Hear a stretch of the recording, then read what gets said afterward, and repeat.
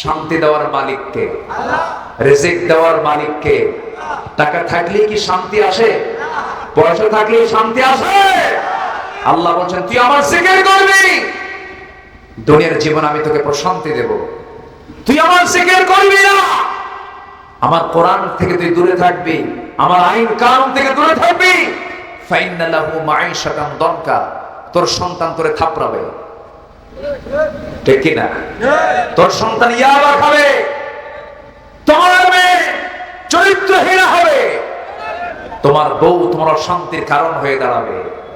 তোমার বউকে পর্দার মধ্যে রাখো, তোমার সন্তানকে দিন শিখাও, তোমার মেয়েকে পর্দা শিখাও, তোমার ছোট্ট পরিবর্তন হয়ে যাবে জান্নাতের টুকরা। একটু উঠতে দেরি হলো, এখন তো রাত ছোট, সন্ধ্যা হতে হতে প্রায় 7টা বেজে যায়। এশার নামাজের পরে খুব অল্প সময় থাকে, উঠতে একটু যেহেতু দেরি হলো, শেষ হতে যদি একটু দেরি হয় কষ্ট হবে না তো? সবাই সময় দিতে রাজি আছি তো ইনশাআল্লাহ? জোরে বলি ইনশাআল্লাহ। সম্মানিত ভাই সব, আজকে মাহফিলটা সর্বদিক থেকে পরিপূর্ণ। এই জন্য বলবো, ম্যাক্সিমাম মাহফিলে দেখা যায় অতিথি, বিশেষ অতিথিদের নাম থাকে, কিন্তু আমরা তাদেরকে বাই ফেস অডিয়েন্সে উপস্থিত পাই না। আজকে বাগমারা নির্বাচনী আসনের মাননীয় সাংসদ, তিনি আমাকে দাওয়াত দিয়েছিলেন যখন তিনি সংসদ সদস্য হননি, সেই সময় উনি আমাকে দাওয়াত দিয়েছিলেন। আজকে আল্লাহ তাআলা তাকে এমন সম্মান ইজ্জত তাকে দান করেছেন, তিনি পাশে বসে আছেন। আজকে পোস্টারে লিখিত সব মেহমান মাহফিলে হাজির। বলি আলহামদুলিল্লাহ, জোরে বলি আলহামদুলিল্লাহ। সম্মানিত উপস্থিতি, যিনি আমার বাম পাশে বসে আছেন তিনিও একজন শিক্ষাবিদ, যিনি আমার ডান পাশে বসে আছেন তিনিও একজন শিক্ষাবিদ। দুজনই প্রিন্সিপাল, মাঝখানে তো আমি কিছুই না। আমি তো ভাঙ্গাচোরা মানুষ, এলেন শূন্য মানুষ। তো যদি কিছু কথা বলতেই হয়, আমি তো আমার নিজের মন গড়া কোনো কথা বলবো না। কোরআন থেকে, কোরআনকে সামনে রেখে কিছু কথা বলতে চাচ্ছি। কোরআন যা বলে মিথ্যা বলে না সত্য বলে? আমরা যদি সত্যবাদী হই, কোরআন যা বলে খারাপ হতে বলে না ভালো হতে বলে? ভালো হতে বলে। আমরা যদি ভালো হই তাহলে কথাগুলো আমাদের ভালো লাগবে। যদি আমরা মিথ্যার আশ্রয় না নেই, মিথ্যাবাদী যদি না হই, তাহলে এই সত্য কথাগুলো আমাদের কাছে তিক্ত মনে হবে না, আমাদের কাছে প্রিয় মনে হবে। আর যদি মিথ্যাবাদীদের যদি মিথ্যাবাদিতার সাথে যদি আমার সম্পর্ক থাকে, যদি আমি আল্লাহ তাআলা নির্দিষ্ট পন্থা অবলম্বন না করে যদি অন্য কোনো পন্থা অবলম্বন করি, তাহলে কোরআনের কথাগুলো ভালো লাগবে না। তো আমরা কোরআন যা বলে আমরা সবাই মানার জন্য শুনতে রাজি আছি তো ইনশাআল্লাহ? জোরে বলি ইনশাআল্লাহ। সম্মানিত ভাইরা, কোরআনে কারীমে আল্লাহ তাআলা, আমি যতটুকু ভাঙ্গাচোরা স্টাডি করেছি, আল্লাহ তাআলার বক্তব্যের মূল নির্যাস কিন্তু একটাই, সেটা হলো তুমি প্যাসেঞ্জার লাইফ ক্রিয়েট করছো, তুমি প্যাসেঞ্জার লাইফ তুমি যাপন করছো। ধরেন আপনি ঢাকা যাবেন, বাগমারা অথবা আপনি পুঠিয়া স্টেশনে গিয়ে আপনি দাঁড়ালেন, একটা বাসে উঠবেন। এই বাসে ওঠার আগ পর্যন্ত যে যাত্রী ছাউনি আছে, যাত্রী ছাউনিতে বসে থেকে অবস্থায় আপনি কি ভাববেন যাত্রী ছাউনি আপনার স্থায়ী বাড়ি? আসতে মনে হবে এরকম? আপনি কি মনে করতে পারেন? যাত্রী ছাউনিতে আমি ততক্ষণ আছি যতক্ষণ না বাসটা না আসে। ঠিক জাস্ট এক্সাম্পল, এটা দুনিয়াটা আমার আপনার কাছে মনে করতে হবে যাত্রী ছাউনির মতো। কি ছাউনির মতো বলেন তো? যাত্রী ছাউনির মতো। জাস্ট আমি কিছুক্ষণ আছি, আমি এরপরে আলেমে বারজাখ পার হয়ে হাশর, মিজান, পুলসিরাত অর্থাৎ আলামুল আখিরা, জাস্ট রেজারেকশন ডের আমি মুখোমুখি হতে যাচ্ছি। এরপর আমার আপনার জন্য দুটো পথ খোলা আছে, একটা হলো জাহান্নাম, আরেকটা কি? আরেকটা হলো জান্নাত, আরেকটা কি? জাহান্নাম। জান্নাত এবং জাহান্নাম তৈরি করে রেখেছেন, প্রস্তুত করে রেখেছেন তিনি আমার কে বলেন তো? এই দুটো জায়গাতেই আল্লাহ কাকে ঢুকাবেন বলেন তো? বান্দা কি ঢুকাবেন? বান্দাটা মানিয়েছেন কে? আবার জাহান্নামে ঢুকাবেন কে? 10 টাকা আওয়াজ কিন্তু কমে গেছে। 10 টাকা আমাদের দোষ। ধরুন এই যে দুজন শিক্ষক, আচ্ছা কোন শিক্ষক কি চায় যে তার ছাত্রটা ফেল করুক? বলেন, কেউ চায়?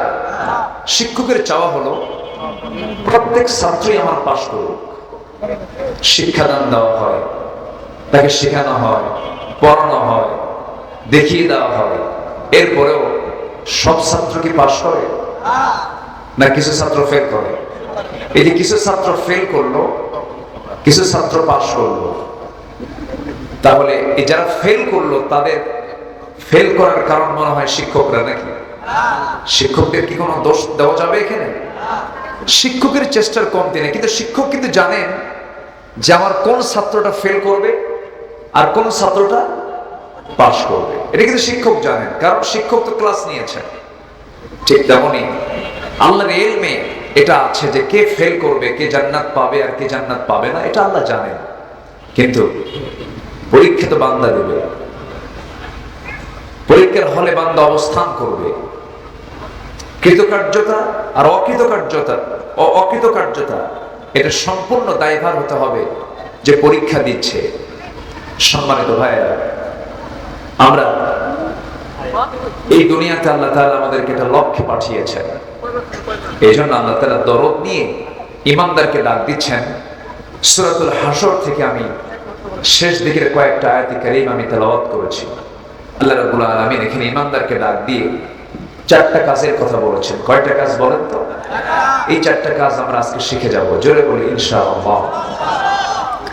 ইমানদারকে ডাক দিচ্ছেন আল্লাহ রাব্বুল আলামিন বলেন, ইয়া আইয়ুহাল্লাযীনা আমানু তাকুল্লাহা ওয়াল তানজুর নাফসুম মা قدمت لغد واتقوا الله إن الله خبير بما تعملون ولا تكونوا كالذين نسوا الله فأنساهم أنفسهم أولئك هم الفاسقون.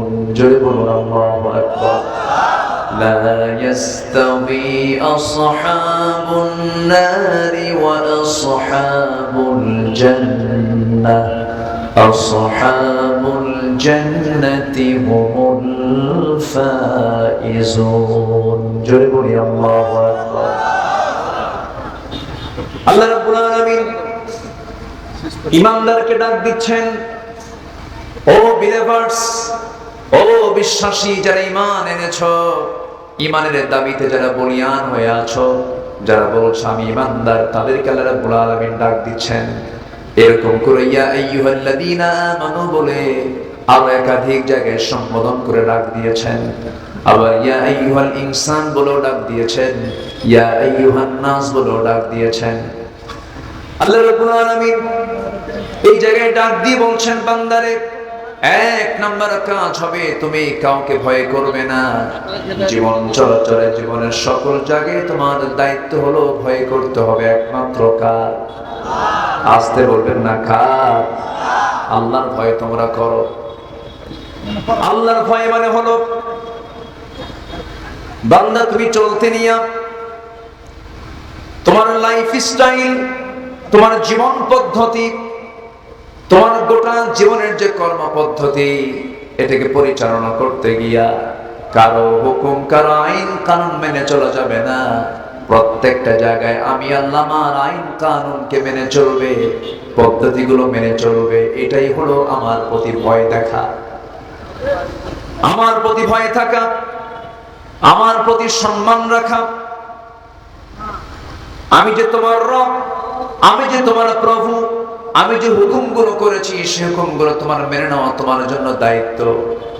আমাকে তুমি যদি ভয় করতে পারো, আল্লাহ রাব্বুল আলামিন এই তাকওয়ার ফলাফল বহু জায়গায় দিয়েছেন। এক জায়গায় সুন্দর করে বলছেন, ওয়া আম্মা মান খাফা মাকামা রাব্বিহি ওয়া নাহান নাফসা আনিল হাওয়া ফাইন্নাল জান্নাতা হিয়াল মাওয়া। জোরে বলুন আল্লাহু আকবার। আল্লাহ রাব্বুল আলামিন বলেন, যারা দিলের মাকামে আমার ভয়টা ইস্তেকামাত হয়ে যাবে, আমার ভয়টা বদ্ধমূল হয়ে যাবে, আমি আল্লাহ রাব্বুল আলামিন ঘোষণা করছি, যারা নফসের দাসত্ব না করে আমার গোলামি যারা করবে, আমি আল্লাহ রাব্বুল আলামিন 8টা জান্নাতের অন্যতম একটা জান্নাত, জান্নাতে মাওয়া আমি তার জন্য বরাদ্দ করে দেব। যদি রাখতে হয় কার ভয়টা রাখবো? আসতে বলুন না, কার ভয়টা রাখবো? আল্লাহ ছাড়া কাউকে ভয় করা কি জায়েজ আছে নাকি? পৃথিবীর মানুষ কি মানুষকে ভয় করতে পারে? মানুষ ভয় করবে কাকে? আসতে বলবেন না, কাকে? সবচাইতে আমাকে বড় পুরস্কার দিতে পারেন তিনি কে? সবচাইতে বড় ভয়ঙ্কর শাস্তি দিতে পারেন আমাকে তিনি কে?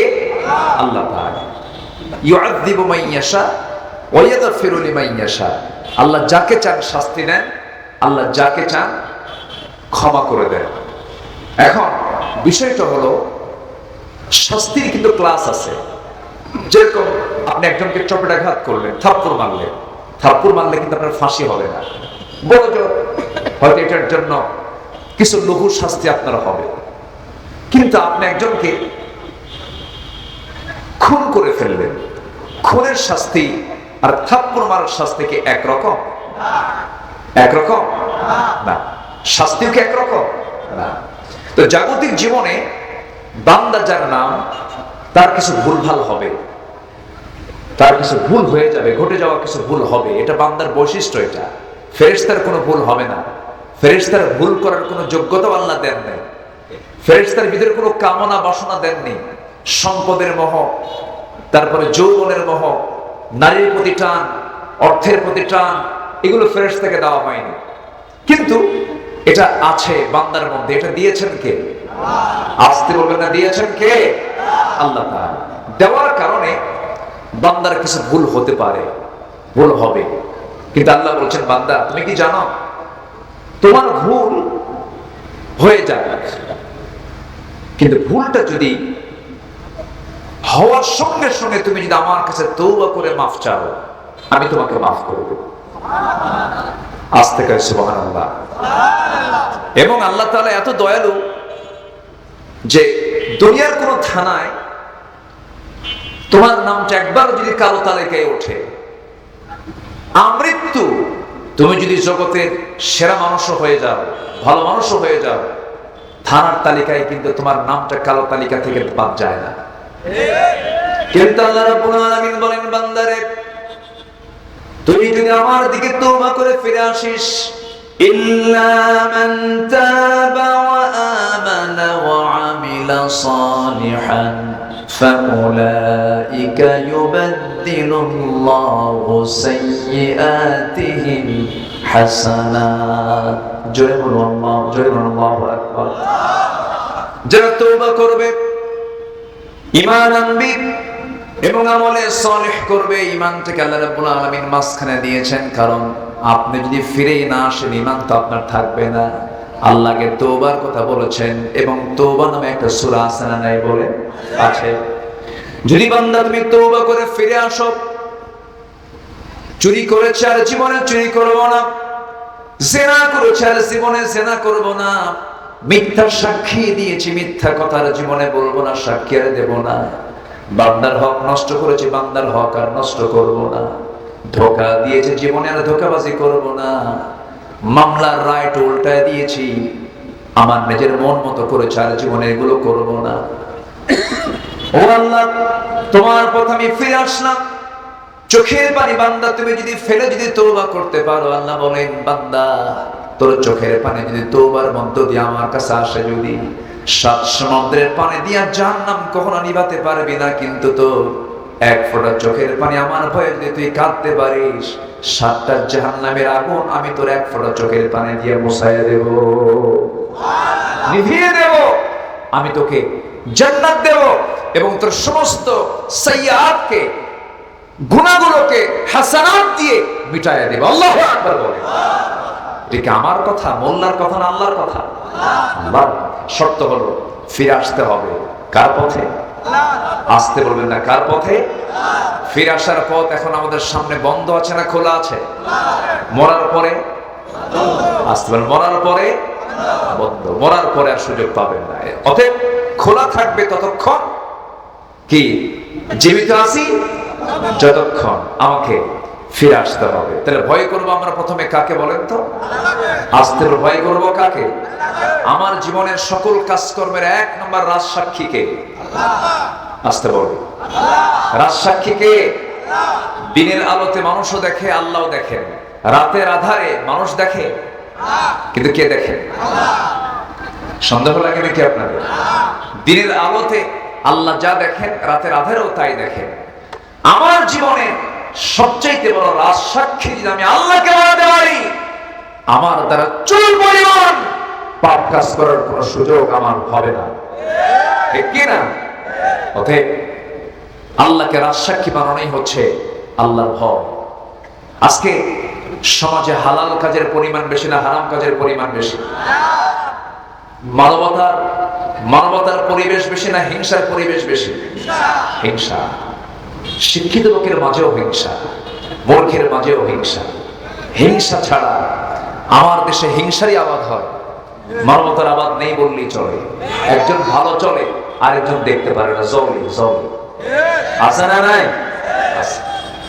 একজন উপরে উঠতে নিচ্ছে, তাকে কেমনে নিচে নামায় দেওয়া যায়, হাজারো চেষ্টা চালায়। হিংসার ফলাফল জান্নাত না জাহান্নাম? রাসূল বলেছেন এগুলো হলো আত্মার রোগ, নফসের রোগ আছে মেলাগুলো। এর মধ্যে অন্যতম রোগ হলো হিংসা। যে হিংসুক হয় সে নিজেও সুখী হয় না, সে আত্মতৃপ্তি নিয়ে চলতে পারে না। আর যে মানুষকে মাফ করে দেয়, তার চাইতে সুখী মানুষ পৃথিবীতে আর খুঁজে পাওয়া যায় না। আমার নবীজি একদিন এক সাহাবীকে দেখে বললেন, এই সাহাবীটা জান্নাতি। একদিন না, পরপর 3 দিন বললেন। কয়দিন বললেন? 3 দিন। সাহাবে কেরামকে সাথে নিয়ে বললেন, জানো এই সাহাবী না জান্নাতি। দ্বিতীয় দিন আবার বললেন, এই সাহাবীটা জান্নাতি। তৃতীয় দিন আবার বললেন, এই সাহাবীটা জান্নাতি। আমার নবীজির এই কথা শুনে সাইয়েদনা ওমর ফারুক রাদিয়াল্লাহু তাআলা আনহু তিনি ভাবলেন, আরে রাসূল তো আমার শানে বলেন না, রাসূল তো অমুকের শানে বলেন না, আমার শানে না বলে এই সাহাবীর শানে পরপর 3 দিন বললেন, আমলটা কি? উনি কাঁদতে কাঁদতে চলে গেছেন তার বাড়িতে। গিয়ে বললেন, ভাই রে, নবীজি তোমার জান্নাতের সুসংবাদ এতগুলো সাহাবীর সামনে পরপর 3টা দিন বলে দিলেন, তুমি কি এমন আমল করো আমাকে শেখায় দাও।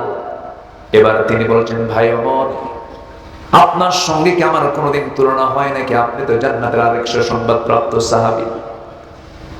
কিন্তু রাসূল জামার শানে বললেন, কেন বললেন, কি জন্য বললেন আমি নিজেও জানি না, তবে আমার অনেকগুলো ভাঙ্গাচোরা আমলের মধ্যে একটা আমল হলো, আমি যখন রাতের বেলা ঘুমাতে যাই, ঘুমানোর পূর্বে আমি যে দোয়াটা পড়ি, সেই দোয়া পড়ার পূর্বে আমি চিন্তা করি, এই যে সকাল থেকে রাত পর্যন্ত কত লোকের সঙ্গে আমি চলাফেরা করলাম, লেনদেন করলাম, কথাবার্তা বললাম, এই চলাফেরার মাঝে যতগুলো ভুল করে ফেলেছি, যত অপরাধ করে ফেলেছি, এর জন্য আমি আল্লাহর কাছে মাফ চাই।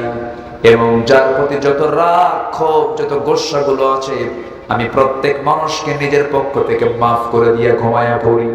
আমার মনে হয় আল্লাহ তাআলা এই জন্যই রাসূলকে দিয়ে আমাকে এই সংবাদটা পাঠায় দিয়েছে। যে মানুষকে মাফ করতে জানে, আল্লাহ তাকে মাফ করতে জানে। সুবহানাল্লাহ বলবেন না? আপনি প্রতিশোধ নেবেন, প্রতিশোধের মজা হলো কিছুক্ষণ। আপনি মাফ করে দিবেন, মাফ করার মজা হলো আজীবন। কিন্তু আমরা তো তা করি না। আমরা তা বুঝি না। আমরা প্রতিশোধের আগুনে দাউ দাউ করে জ্বলি। কেমনে ওরে শেষ করে ফেলবো, কেমনে ওর ক্ষতি করব। আমি কোরআন হাদিস যতটুকু পড়েছি, গোটা কোরআনে আল্লাহ তাআলা যত হুকুম দিয়েছেন, এর মধ্যে সবচেয়ে আমার কাছে মনে হয় সবচেয়ে শ্রেষ্ঠ কাজ হলো যে মানুষ মানুষের কল্যাণে পাশে দাঁড়াতে পারে। খায়রুন নাসি মান ইয়ানফাউন নাস। কিন্তু আজকে আমরা এই মহৎ কাজ থেকে নিজেকে গুটিয়ে রেখেছি। দিন দিন মামলার পরিমাণ কমছে না বাড়ছে? এ তো নিয়ামতের লক্ষণ, তাই না? আসতে কবে মামলার পরিমাণ কমছে না বাড়ছে? বাড়ছে। মামলা করা কি এটা কি মহব্বতের লক্ষণ? আমার বন্ধুগণ, কথাই তো কথা বাড়ে, হিংসার ফলাফল হলো রাসূল বলেছেন ক্বালা ইয়াকুম ফিল হাসাদ ফাইনাল হাসাদা ইয়াকুলুল হাসানাত কামা তাকুলুন নারুল হাতাব। তোমরা হিংসা থেকে নিজেকে গুটিয়ে রাখো। আগুন কাঠখণ্ডকে যেমন জ্বালিয়ে পড়ে ভস্ম করে দেয়, ছাই বানায় দেয়, তেমন হিংসা মানুষের সমস্ত নেক আমলকে জ্বালিয়ে পড়ে ছাই করে দেয়। অনেকদিন আগে এক মুরব্বীর কাছ থেকে একটা উদাহরণ শুনেছিলাম। গ্রামের মুরব্বী, যারা বয়স্ক মুরব্বী, তাদের কাছ থেকে অনেক চমকপ্রদ কিছু সুন্দর কথা শোনা যায়। তো কোন এক বেচারি যুবক বিয়ে করবে। আগের যুগে তো বিয়ে করতে যেত ঘোড়ায় চড়ে বিয়ে করতে যেত। তো ঘোড়ায় চড়ে বিয়ে করতে যাবে, গ্রামের এক প্রবীণ মুরব্বীর একটা ঘোড়া আছে। তো তাকে গিয়ে বললো যে চাচা, আমার অমুক দিন বিয়া, ঘোড়াটা কি দেওয়া যাবে? তো মুরব্বী বয়স্ক মানুষ, বেচারি খেপে গিয়ে বলছে আমি তোরে কোনো ঘোড়া দেবো না, তুই যা। তো ঘোড়া না দেওয়ার স্বীকৃতি যখন দিয়েছে, ছেলেটার মনটা খারাপ হয়ে গেছে, যুবকের মন খারাপ হয়ে গেছে। তো কদরের রাত্রিতে নামাজ পড়তে গেছে। তো নামাজ শেষে দোয়া শুরু করছে হুজুর। দোয়ার মধ্যে এই যুবকটা বলতেছে, আল্লাহ, এই কদরের রাত্রে তোমার কাছে আমার কোনো দোয়া নাই, শুধু একটা দোয়া, বুড়ার যেন ঘোড়া মরে। বুড়ার জন্য কি মরে? ঘোড়া। দোয়াটা কইরা চলে আসছে বাড়িতে। বাড়িতে এসে দেখে ওর মার চোখে পানি। মা কান্দে। কে মা, তুমি কান্দো কেন? তো বাবা, তোর গরুটা মরে গেছে। কথা কি বুঝতেছেন আপনারা? তাহলে দোয়া করলো কি মরার জন্য? কিন্তু মালাকুল মউত ঠিকই আসছে, কিন্তু মরলো কি ঘোড়া নাকি মরলো? কার গরু মরছে? যাই দোয়া করছে। Just example. আপনি অপরের জন্য যা চাবেন, যদি কল্যাণ চান, এটা আপনার জন্য কল্যাণ হবে। অপরের জন্য অকল্যাণ চাবেন, আপনার জন্য সে অকল্যাণ বয়ে আসবে।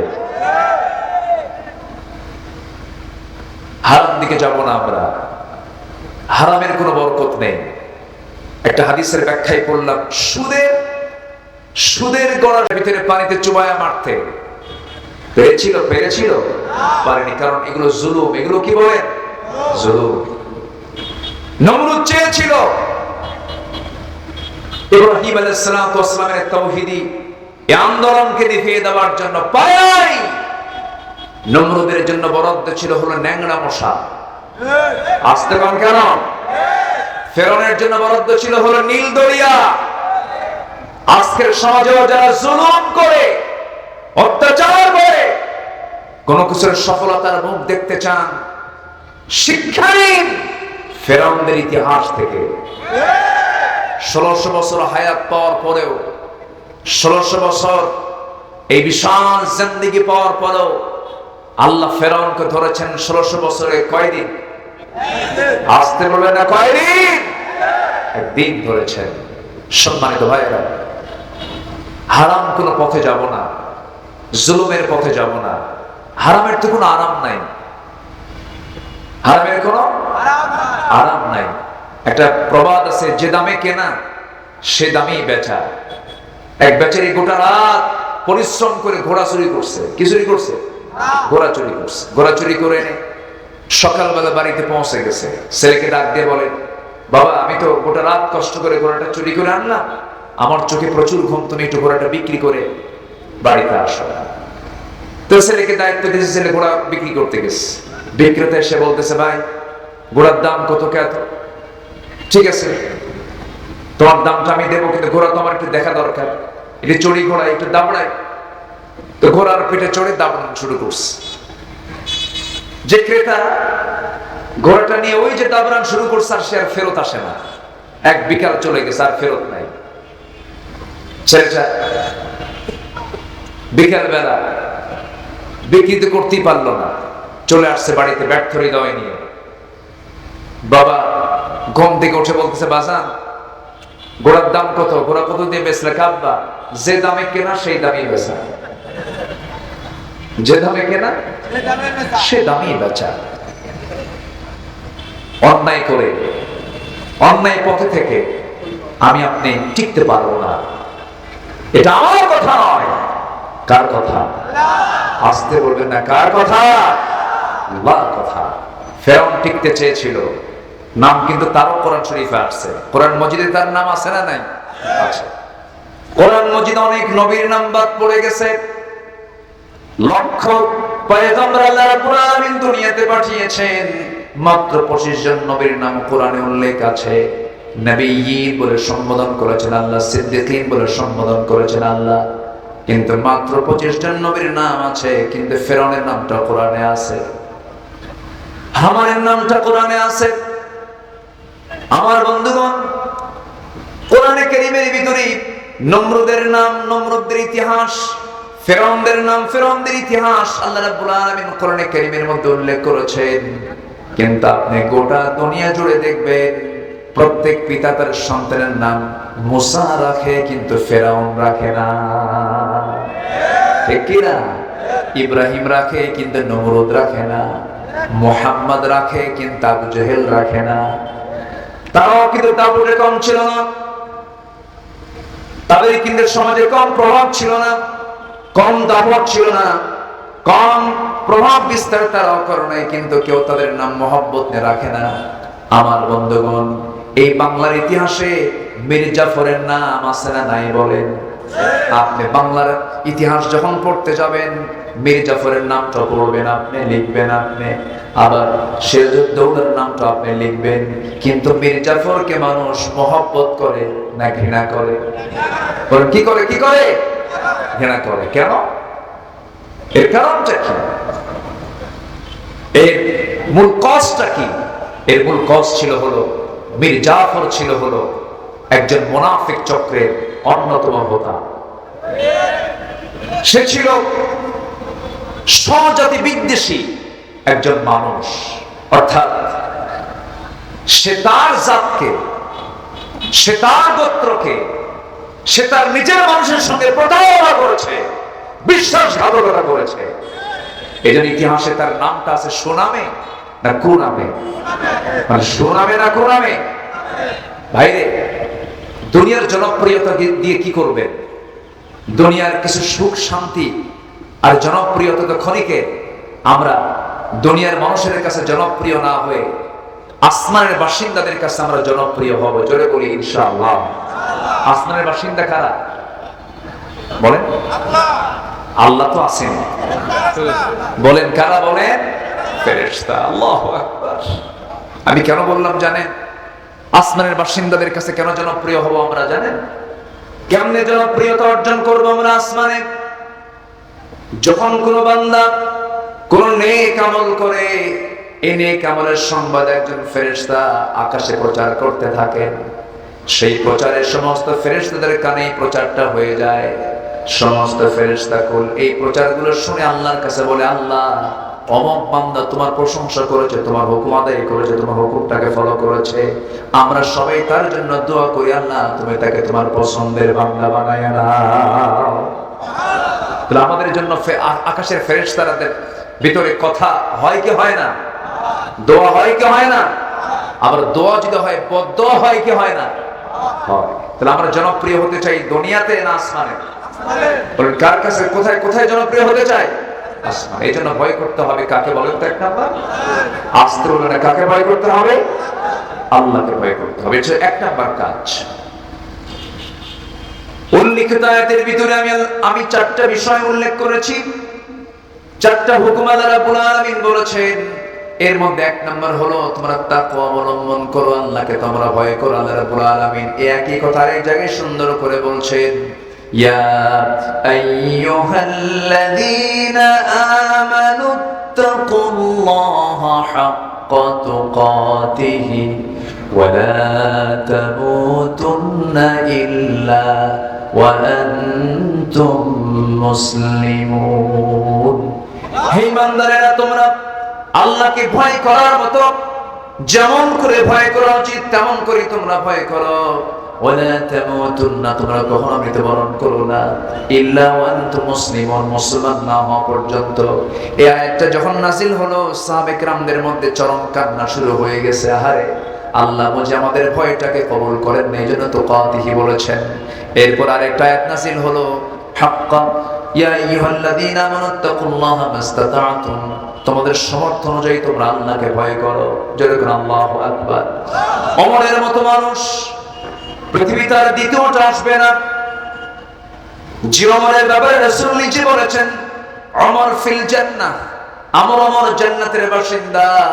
ওমরে ফারুকের মতো দামি মানুষ পৃথিবীতে আর দ্বিতীয়টা আসবে না।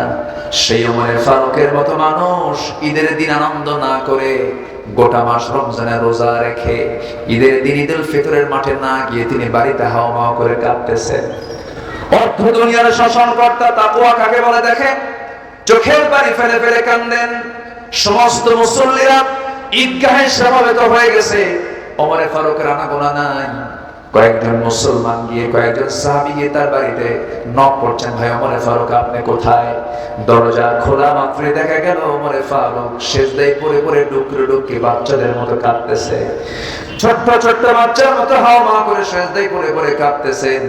সালাম যখন তিনি ফিরলেন, প্রশ্ন করা হলো, আমিরুল মুমিনিন, হাজার হাজার মুসল্লি জানান, হাজার হাজার মুসল্লি তারা ঈদগাহের মাঠে প্রস্তুতি নিয়েছে নামাজ পড়ার জন্য আপনার পেছনে, আপনি ইমাম, আপনি নাই, নামাজ বন্ধ হয়ে আছে, ঈদের নামাজ বন্ধ হয়ে আছে, আপনি কখন যাবেন? ওমরে ফারুক বলেছেন, তোমরা আনন্দ করছো ভালো কথা, ঈদের দিনটা তোমরা পেয়েছো, আনন্দ করছো, হয়তো তোমরা সিগন্যাল পেয়েছো রমজানের মাধ্যমে আল্লাহ তাআলা তোমাদেরকে মাফ করে দিয়েছেন, কিন্তু এখন পর্যন্ত আমি আল্লাহর কাছ থেকে কোনো সিগন্যাল পাই নাই আল্লাহ আমার রমজানের মধ্য দিয়ে আমার গুনাহগুলো মাফ করেছেন কিনা। এটার নাম তাকওয়া। এটার নাম কি? তাকওয়া।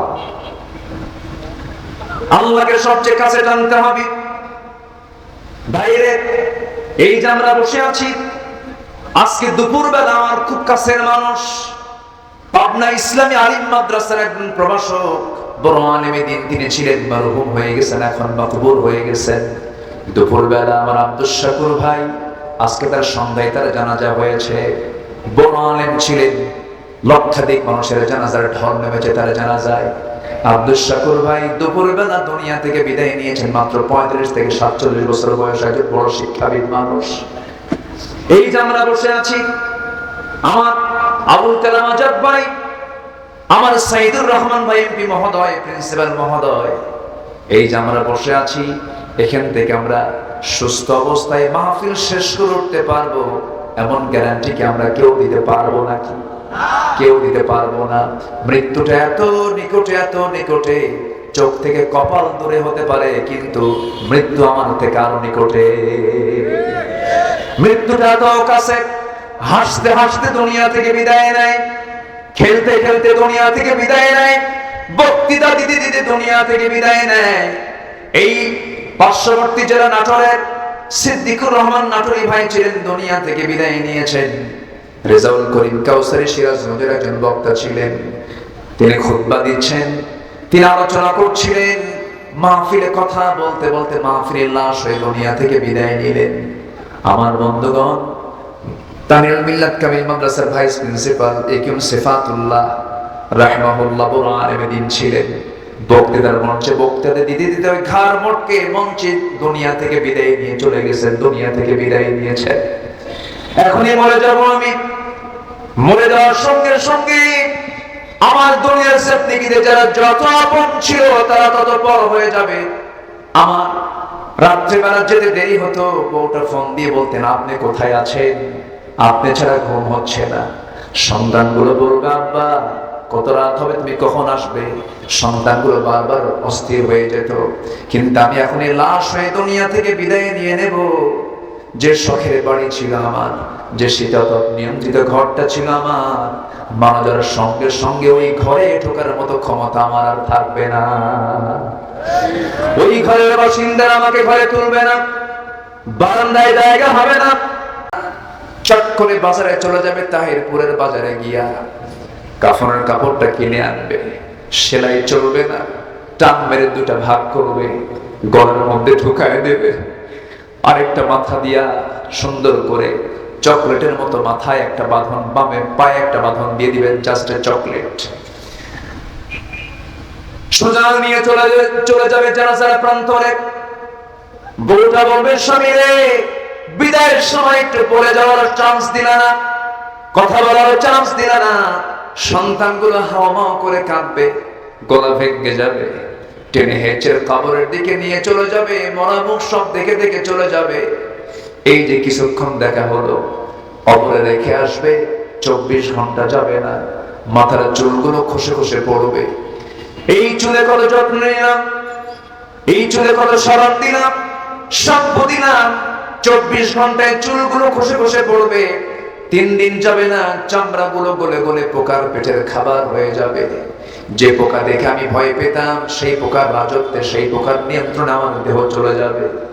মাত্র 7টা দিন লাগবে না, পেটের নাড়ি ভুঁড়ি, পেটটা ফুলে, চোখ দিয়া, কান দিয়া, নাক দিয়ে ফেটে সব নাড়ি ভুঁড়ি বের হয়ে যাবে, কিম্ভূত কিমাকার চেহারা হয়ে যাবে।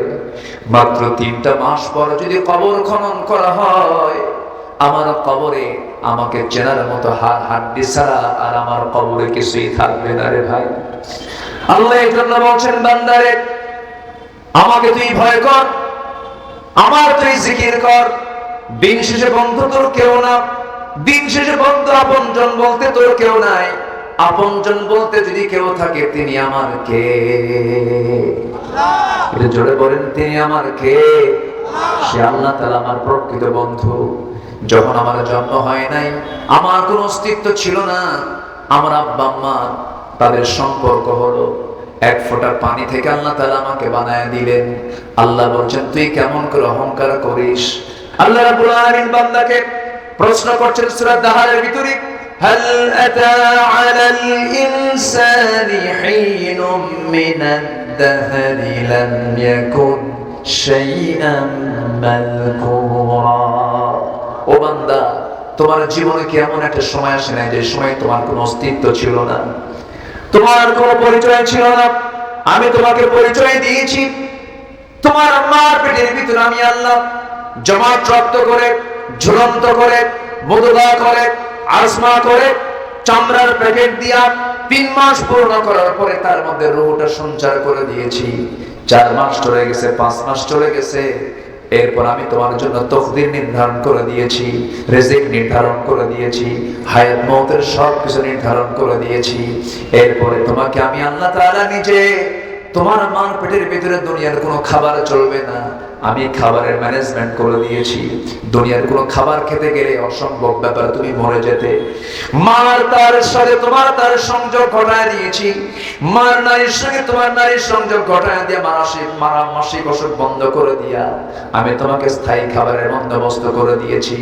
আবার যখন তুমি দুনিয়াতে আসবে, তুমি আসার 6 মাস আগে তোমার মার পেটের মধ্যে নয়, তুমি দুনিয়াতে আসবে তোমার মার আউটসাইডে স্তনে 2 স্তন আমি আল্লাহ রাব্বুল আলামিন দুধ রিজার্ভ করে রেখে দিয়েছি। জোরে কান সুবহানাল্লাহ। সব ম্যানেজমেন্ট কার? আসতে বলবেন না কার? এইজন্য আল্লাহ রাব্বুল আলামিন অনেক জায়গায় প্রশ্ন করছেন, কাইফা তাকফুরুনা বিল্লাহি ওয়া কুনতুম আমওয়াতান ফাআহয়াকুম সুম্মা ইউমীতুকুম সুম্মা ইউহয়ীকুম সুম্মা ইলাইহি তুরজাউন। বান্দা, তুমি আমাকে কেমন করে অস্বীকার করো? তুমি তো মৃত্যু ছিলে, আমি তোমাকে জিন্দা করেছি, আবার তোমাকে মৃত্যু দেব, আবার তোমাকে জিন্দা করব। আমার বন্ধুগণ, আমাকে আপনাকে আবার ফিরে যেতে হবে কার সামনে? আসতে হবে না কার সামনে? আমরা আল্লাহর সামনে হাজির হতে চাই, বেইজ্জত নিয়া না ইজ্জত নিয়া? বল বেইজ্জত নিয়া না ইজ্জত নিয়া? বাম হাতে আমলনামা নিয়ে না ডান হাতে আমলনামা নিয়া? ডান হাতে আমলনামা নিয়া। আমার বন্ধুগণ, ডান হাতের আমলনামা কিন্তু গাঁজা খাওয়া নয়, ডান হাতের আমলনামা কিন্তু নেশা করা নয়, ডান হাতের আমলনামা কিন্তু বনের সম্পত্তি মেরে খাওয়া নয়, ডান হাতের আমলনামা কিন্তু মানুষের হক নষ্ট করা নয়, ডান হাতের আমলনামা কিন্তু মানুষকে ঠকানো নয়, ডান হাতের আমলনামা কিন্তু সুদের কারবার নয়। ডান হাতের আমলনামা হলো 1 নাম্বার হলো 5 ওয়াক্ত নামাজ পড়া। কার হক আদায় করা? আসতে বলবেন না, কার হক আদায় করা? আল্লাহ রাব্বুল আলামিন রাষ্ট্রীয় ক্ষমতা যারা পাবে, যাদের কণ্ঠবদ্ধ আইন পাস হবে, আল্লাহ রাব্বুল আলামিন তাদের জন্য স্পেশাল আয়াত একটা দিয়েছেন। ও দুনিয়ার জীবনে যারা রাজত্ব পেয়েছো, যারা ক্ষমতা পেয়েছো, যারা পাওয়ার পেয়েছো, তোমাদের কাছে আমার 4টা হুকুম দিয়ে দিলাম। তোমরা যখন ক্ষমতা পেয়ে যাবে 4টা বিধান সমাজে চালু করে দেবে। আমি আল্লাহ তাআলা ফাতাহনা আলাইহিম বারাকাতিন মিনাস সামাই ওয়াল আরদ, আমি আল্লাহ তাআলা আসমান জমিনের সমস্ত বরকতের দরজা খুলে দেব। শুনবেন শুনবেন শুনবেন, আল্লাহ রাব্বুল আলামিন 4টা হুকুম দিয়েছেন। সেই সমস্ত ব্যক্তিদেরকে আল্লাহ রাব্বুল আলামিন সুন্দর করে বলছেন, আল্লাযীনা ইম্মাক্কান্নাহুম ফিল আরদি আকামুস সালাহ ওয়া আতাফুস যাকাতা ওয়া আমারু বিল মা'রুফি ওয়া নাহাউ আনিল মুনকার ওয়া লিল্লাহি আকিবাতুল উমুর। জোরে বলুন আল্লাহু আকবার। আমি দুনিয়ার জিন্দেগিতে যাদেরকে রাষ্ট্রীয় ক্ষমতা দেব, পাওয়ার দেব, যাদের কণ্ঠবদ্ধ আইন পাস হবে, যারা কথা বললে সেই কথাটাই আইন হয়ে যাবে, তাদের জন্য আমি 4টা দফা দিয়ে দিলাম। 14 দফা লাগবে না, 8 দফা লাগবে না, 20 দফা লাগবে না, মাত্র 4টা আইন তারা যেন সমাজে চালু করে দেয়। নাম্বার 1 হলো তারা যেন নামাজ কায়েম করে। তারা যেন কি কায়েম করে? নামাজ কায়েম করে। নাম্বার 2 হলো তারা যেন যাকাত আদায় করে। নামাজটা কার হক? আসতে বলবেন না, কার হক? আমি আজকে খুব ধন্য যে আজকে আমার শ্রোতা মণ্ডলী যারা আছেন, এমপি থেকে শুরু করে সাধারণ মানুষ পর্যন্ত আছেন। আলহামদুলিল্লাহ, জয় বলি আলহামদুলিল্লাহ। আপনি কি বিরক্ত হচ্ছেন? কষ্ট পাচ্ছেন নাকি আপনারা?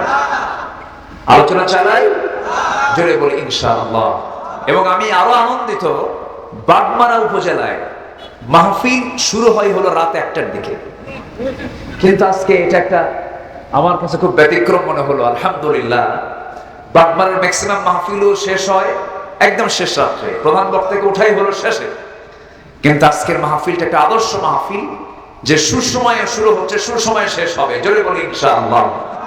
এখান থেকে যেন আমরা একটা শিক্ষাও নিতে পারি, ঠিক আছে না? জি আলহামদুলিল্লাহ। তাহলে আল্লাহ তাআলা বলছেন, আমি যাদেরকে ক্ষমতা দেব তারা 4টা আইন সমাজে চালু করবে। একটা হচ্ছে আল্লাহর হক। কয় ওয়াক্ত নামাজ? আসতে বলবেন না, কয় ওয়াক্ত নামাজ? সবাই কি নামাজ পড়ি? আসতে, সবাই কি নামাজ পড়ি? কি বাৎসরিক, বাৎসরিক, মাসিক, সাপ্তাহিক? তাহলে ইয়ারলিও নয়, মান্থলিও নয়, উইকলিও নয়। আল্লাহ দেখতে চান ডেইলি, দৈনিক 5 ওয়াক্ত নামাজ। আসল মুসল্লি কি ইয়ারলি না ডেইলি? বলেন, বাৎসরিক, বাৎসরিক না দৈনন্দিন? আমরা দৈনন্দিন নামাজ পড়বো। কয় ওয়াক্ত? আসতে বলুন না, কয় ওয়াক্ত? যদি কারো ফজর দিয়ে দিন শুরু হয়, আল্লাহর কসম করে বলি, ফজর দিয়ে যার দিন শুরু হবে, সেই দিনের সকল কল্যাণ বরকত আল্লাহ তার মধ্যে ঢুকায় দিবে।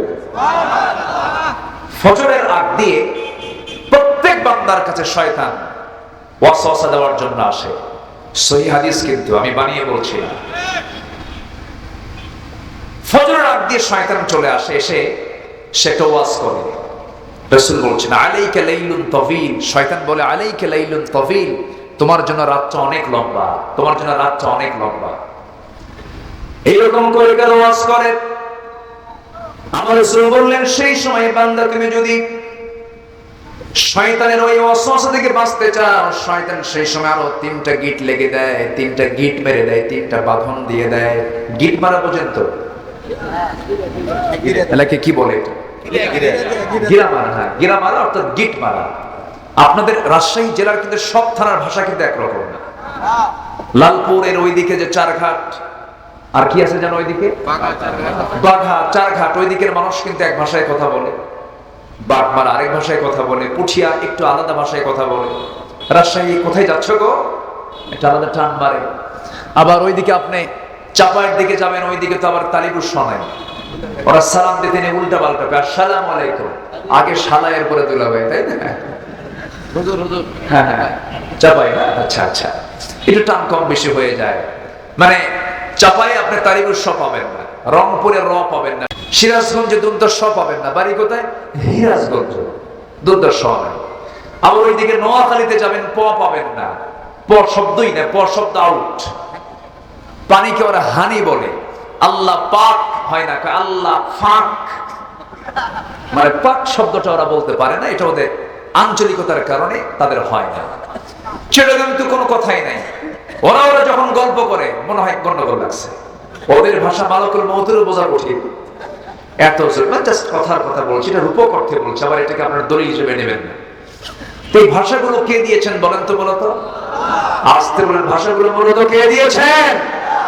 আল্লাহ দিয়েছেন। কিন্তু বড় আশ্চর্যের বিষয়, শুধু বাংলাদেশ নয়, গোটা পৃথিবীতে আঞ্চলিকতা বাদে গোটা পৃথিবীতে আছে প্রায় ৪৫০০ ভাষা। সুবহানাল্লাহ বললেন না? তাহলে ৭৫০ কোটি মানুষের দুনিয়ায় ৪৫০০ ভাষা আছে। এই ৪৫০০ ভাষার মানুষ সব হজ করতে গেলে কোন জায়গায় যায়? কোথায় যায়? মক্কায় যায়, কাবায় যায়। কাবায় কি করতে হয়? তোয়াফ করতে হয়। তোয়াফ ছাড়া কি হজ হবে? সাই ছাড়া হজ হবে? হবে না। তোয়াফ করতে গিয়ে যখন নামাজের সময় হয়, তখন ইমাম নামাজে দাঁড়ায়। ৪৫০০ ভাষার মানুষ সেই এক ইমামের পেছনে দাঁড়ায় নামাজ পড়ে। বোঝে কি বোঝে না? আসতে পারে, বোঝে কি বোঝে না? শোনে কি শোনে না? মজা পায় কি পায় না? এক হাজি গেছে সৌদিতে, কোথাও ভাষা বোঝে না। মানে তার কাছে মনে হচ্ছে, হারে আমার ভাষা কেউ বোঝে না। দেশে এসে বুড়া চাচা বন্ধুর কাছে গল্প করে, বন্ধু এমন দেশে গেছিলাম যে দেশে কোথাও বাংলা পাইলাম না, শুধু ২ জায়গায় বাংলা পাইছি, আজান যখন দিল আর নামাজ যখন শুরু করলো। কি কথা কি বুঝতেছেন আপনারা? সূরা ফাতিহা যখন কইছে আর আজান যখন দিল, তখন মনে হলো যে আমার কাছে বাংলা মনে হলো। অর্থাৎ এটা বোঝায় কোরআনের ভাষা হলো পৃথিবীর সকল মানুষের জন্য সহজের ভাষা। যেরকম সুবহানাল্লাহ, আল্লাহ প্রত্যেক জিহ্বার সাথে এটাকে ব্যালেন্স করে দিয়েছেন। আল্লাহু আকবার বলেন। এবং এটা হবে কবরের ভাষা, এটা হবে মিজানের ভাষা, এটা হবে পুলসিরাতের ভাষা, এটা হবে হাসরের ভাষা, এটা হবে জান্নাতের ভাষা। অতএব এই কোরআনের এই ভাষা, এই কোরআনকে নিয়ে যারাই ষড়যন্ত্র করেছে এবং যারাই ষড়যন্ত্র করবে, ইতিহাসে আস্থা করে তারা নিক্ষিপ্ত হবে। ঠিক কি বলেন? কোরআন কার? আসতে বলবেন না, কোরআন কার? কোরআনকে নিয়ে যারা বাজে কথা বলে, এমন জাতীয় কিছু বুদ্ধিজীবী নামের নাস্তিকজীবী বলে যে কোরআন ১৫০০ বছর আগে থাকা একটা কিতাব, ১৫০০ বছর আগের এই কিতাব আজকের দুনিয়াতে চলতে পারে না, এটা মধ্যযুগীয় আইন। এই জাতীয় কথা বলা মানে সে কি ইমানদার আছে না নাস্তিক হয়ে গেছে? এমন বহু মুসলিম নামধারী কুলাঙ্গার আমার দেশে আছে না নাই? আসতে বলবেন না, আছে না নাই? যারা নাস্তিক তারা কোনো দলের হতে পারে না, তারা নাস্তিক, তারা নির্দিষ্ট কোনো দলের লোক হতে পারে না, তারা আমাদের কোনোদিন বন্ধু হতে পারে না। সম্মানিত ভাইয়েরা, সম্মানিত বন্ধুগণ, সবচেয়ে বড় কাজ হলো আমাকে আগে আমার ঈমানকে হেফাজত করতে হবে। আমার বন্ধু কে? কে খুশি হবেন? আমার রব কে খুশি হবেন? আল্লাহ খুশি হবেন। সম্মানিত ভাইয়েরা, সম্মানিত বন্ধুগণ, 4টা হুকুমের কথা আল্লাহ তাআলা এই কয়েকটা আয়াতের মধ্যে দিয়েছেন। এর মধ্যে 1 নাম্বার যে হুকুমটা, আল্লাহ তাআলা বলছেন তোমরা আমাকে ভয় করো। কাকে ভয় করো? আল্লাহকে ভয় করো। আল্লাহকে ভয় করার 1 নাম্বার কাজ হবে আমরা 5 ওয়াক্ত নামাজ পড়বো। সবাইকে রাজি আছেন? একা না জামাতে? একা না জামাতে? মনোযোগে না অমনোযোগে? বুঝে না না বুঝে? শয়তান গিট মারে কয়টা? কোন সময়ের আগে? কোন সময়ের আগে? ফজরের আগে 3টা গিট মেরে দেয়। 3টা গিট মেরে দিয়া শয়তান বলে আলাইকা লাইলুন তাবিল, তোমার জন্য রাত অনেক লম্বা। রাসূল বলে দিলেন সেই সময় যদি কোনো বান্দা এই 3টা গিট যদি ছুটাতে চায় তার 3টা কাজ করতে হবে। নাম্বার 1, সে আল্লাহর নাম নিয়ে সুন্দর দোয়াটা পড়ে, ঘুম থেকে ওঠার দোয়াটা পড়ে সে যদি বিছানায় উঠে বসতে পারে, একটা গিট ছুটে যায়। সুন্দর করে যখন ওযু বানায় নেয় 2টা গিট ছুটে যায়। যখন সে নামাজের জন্য যখন পায়ে হেঁটে হেঁটে মসজিদের দিকে রওনা দেয়, নামাজে যখন দাঁড়িয়ে যায় 3টা গিট ছুটে গেল। জোরে কোন সুবহানাল্লাহ। আর এই 3টা গিট যদি শয়তানের সকালবেলা যদি ছুটাতে পারে, সারাদিন ওই বান্দার কাছে শয়তান আর সহজে আসতে পারে না। সবাইকে নামাজ পড়তে রাজি আছি? 5 ওয়াক্ত নামাজ পড়বেন কারা কারা একটু হাত তুলে দেখান তো দেখি। সবাইকে রাজি আছেন? জোরে বলি ইয়া আল্লাহ, আরো জোরে ইয়া আল্লাহ। আমাদেরকে 5 ওয়াক্ত সালাত আদায় করার তৌফিক তুমি আল্লাহ দিয়ে দাও। জোরে বলি আমিন, আরো জোরে আমিন, আরো জোরে আমিন। আল্লাহ মুসল্লি দেখতে চান ইয়ারলি না ডেইলি? মান্থলি না ডেইলি? বলেন বলেন কি? ডেইলি। নামাজ হবে কয় ওয়াক্ত? 5 ওয়াক্ত। আমরা পড়বো, জোরে বলি ইনশাআল্লাহ। ভয় করবো কাকে? আসতে বলে না, ভয় করবো কাকে? ভয়টা কি জানেন? সাইয়েদনা ওমর ফারুকের নাম সবাই শুনছেন তো? ওমর ফারুকের নাম কয় নাম্বার খলিফা? বলেন কয় নাম্বার? ইসলামের খলিফা কয়জন? বলেন কয়জন? 4 জন। এর মধ্যে 2 নাম্বার কে? 1 নাম্বার আবু বকর। এগুলো কি মুসলমানদের জানা কম দরকার না বেশি দরকার? বেশি দরকার। ইসলামের চর্চা, ইসলামের যে কালচার গুলো, এগুলো জানা দরকার আমাদের।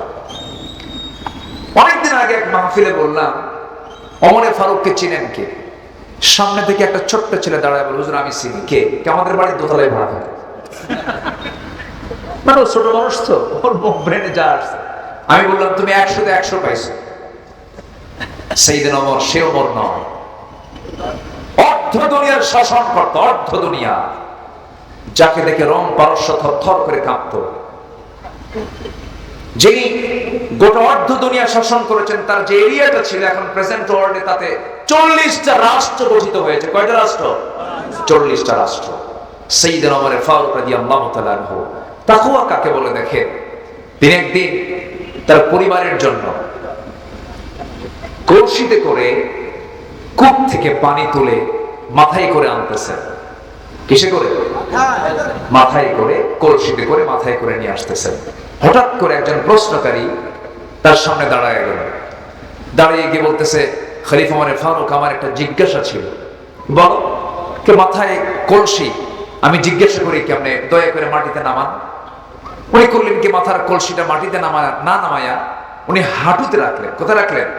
হাঁটুতে। হাঁটুতে রেখে বললেন কি প্রশ্ন বলো। প্রশ্নকারী বলে ফেললেন, সাইয়েদনা ওমর মাথায় ছিল সেটাই তো সহজ ছিল, আপনি হাঁটুতে রেখে আপনার কষ্টের পরিমাণটা বেড়ে গেল, দয়া করে মাটিতে রাখলে ভালো হয়। সঙ্গে সঙ্গে ওমর ফারুক বলছেন, প্রশ্নকারী ঠিক আছে, সহজ বিষয় তুমি মনে করলে, কিন্তু আমার কিছু জটিল মনে হচ্ছে। কেন?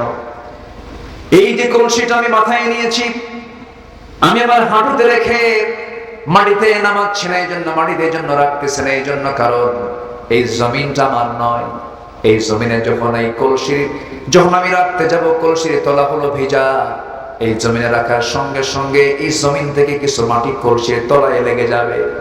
আর এই যে তলায় লেগে গেল, এতটুকু মাটি আমি যদি এখান থেকে নিয়ে চলে যাই, এই জমিওয়ালা কিয়ামতের দিন আমার বিরুদ্ধে মামলা দায়ের করবে। আমি কেমন করে জবাব দেব? আমি কেমন করে তার জবাব দেবে? এই জন্য আমি কলসিটা মাটিতে রাখতেছি না, কলসির তলা ভেজা হওয়ার কারণে। সাইয়েদনা ওমর ফারুক তার শাসনামলে, তার বাইতুল মালে, তার রাষ্ট্রীয় খাজানায় গোলামের ভিতরে কিছু খাদ্য চলে আসছে, কিছু খেজুর চলে আসছে, কিছু আপেল চলে আসছে, সেই খেজুর আপেলগুলো তিনি বন্টন করবেন। বন্টন শুরু হয় না, বন্টনের আগে তার ছোট্ট ছেলে সাইয়েদনা ওমর ফারুকের সামনে আসলেন। এসে বাপকে না বলেই করলেন কি, একটা আপেল তার হাতের মধ্যে উঠায় নিলেন। আপেলটা যখন ছোট্ট ছেলে উঠায় নিয়েছে, মুখের মধ্যে নেওয়া মাত্রই ওমর ফারুক খেপে রেগে গিয়ে ছেলেটার মুখের মধ্যে নখ ঢুকায় দিয়ে আপেলটা বের করে বলছে, বাজান রাগ করিস না, যা তোর মার কাছে চলে যায়, আপেল তোর খাওয়া যাবে না। ছোট্ট ছেলেটা কান্নাকাটি করে মার কাছে গিয়ে বলতেছে, মা আব্বা আমার মুখ থেকে আপেলটা খুলে নিয়েছে, বের করে নিয়েছে, আমাকে খেতে দেয় নাই। সাইয়েদনা ওমর ফারুক রাদিয়াল্লাহু তাআলা আনহু বাড়ির মধ্যে ঢুকলেন। ঢোকা মাত্র স্ত্রী বলছেন, স্বামী আমার, খলিফাতুল মুসলিমিন, আপনি মন খারাপ করবেন না, বিচার সঠিক করবেন, ভালো কথা, কিন্তু ছোট্ট এই বাচ্চাটা একটা আপেল নয় মুখে দিয়েছে, সে আপেলটা মুখ থেকে বের করার কি দরকার ছিল? আমরা নয় যে ভাগে আপেলটা বাবার, সে আপেল হতে একটা আপেল নয় কম নিতাম। অযথা একটা সন্তানকে আপনি কাঁদায় ফেলেন, ছোট্ট বাচ্চাকে কাঁদায় ফেললেন। ওমর ফারুক বলছেন, আমার স্ত্রী, মন খারাপ করো না, মন খারাপ করো না স্ত্রী, সন্তানের দরদ তোমারও আছে আমারও আছে, কিন্তু তুমি পারবে। এই যে আপেলগুলো বন্টন হয় নাই, এই আপেলগুলো যখন বন্টন করা হবে, সবাই যা পাবে আমিও তাই পাবো, কিন্তু বন্টনকৃত আমার ভাগে যে আপেলগুলো পড়বে, সে আপেলের মধ্যে ওই আপেলটাকে পড়বে যে আপেলটা তোমার সন্তান মুখে নিয়েছিল না, তা তো আমরা গ্যারান্টি দিতে পারবো না। অতএব বন্টনের আগে কোনো সম্পদ আমি কারো হাতে দিতে চাই না। যেরকম সুবহানাল্লাহ। তাকওয়া কাকে বলে?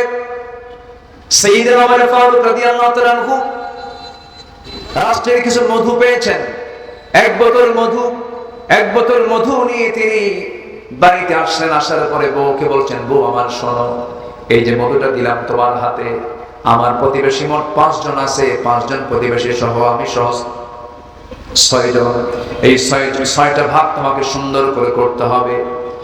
প্রথমে প্রতিবেশীর হাতে মধু দিয়ে এসে আমার হাতে আমাদের অংশটুকু তুমি নিয়ে নিবা। এই মধুর বোতল হস্তান্তর করার সঙ্গে সঙ্গে ওমর ফারুক বলছেন, স্ত্রী মন খারাপ করো না, মধু তোমাকে ভাগ করতে দেব না। আস্তে করে মধুর বোতল নিয়ে নিলেন। বলেন তো, বউয়ের হাতে মধু ভাগ করার দেওয়ার দায়িত্ব দেওয়ার পর সেই মধুর বোতল যদি হাতে আবার ফেরত না হয়, খুশি হওয়ার কথা না রাগ হওয়ার কথা? শুধু রাগ না, ভালোই রাগ। আস্তে কয়, হ্যাঁ কিছু লাগবে তো নাকি? স্বামী স্ত্রীর মধ্যে লাগে না? না, মনে হচ্ছে আপনারা সবাই ফেরেশতা হয়ে গেছে। স্বামী স্ত্রীর মধ্যে কি দ্বন্দ্ব হয়? আজ থেকে দ্বন্দ্ব হয়। যদি দ্বন্দ্ব নাই লাগে, মহব্বত জমবে কেমনে? কিছু দ্বন্দ্ব তো লাগতেই হয়। কেসার লাগলে মহব্বত কমে না বাড়ে? কিন্তু মাত্রাতিরিক্ত হওয়া যাবে না। আবার মাত্রাতিরিক্ত হলে আবার এমপি সাহেবদের লাগে, চেয়ারম্যান সাহেবদের লাগে। কিন্তু পরিবারের ঝগড়া বিবাদ মেটানো দরকার কি বাইরের লোক দিয়া না নিজেরাই? আসলে বাইরের লোক দেন নিজেরাই। আপনার স্ত্রী বিচার আপনার চেয়ারম্যান করবে কেন?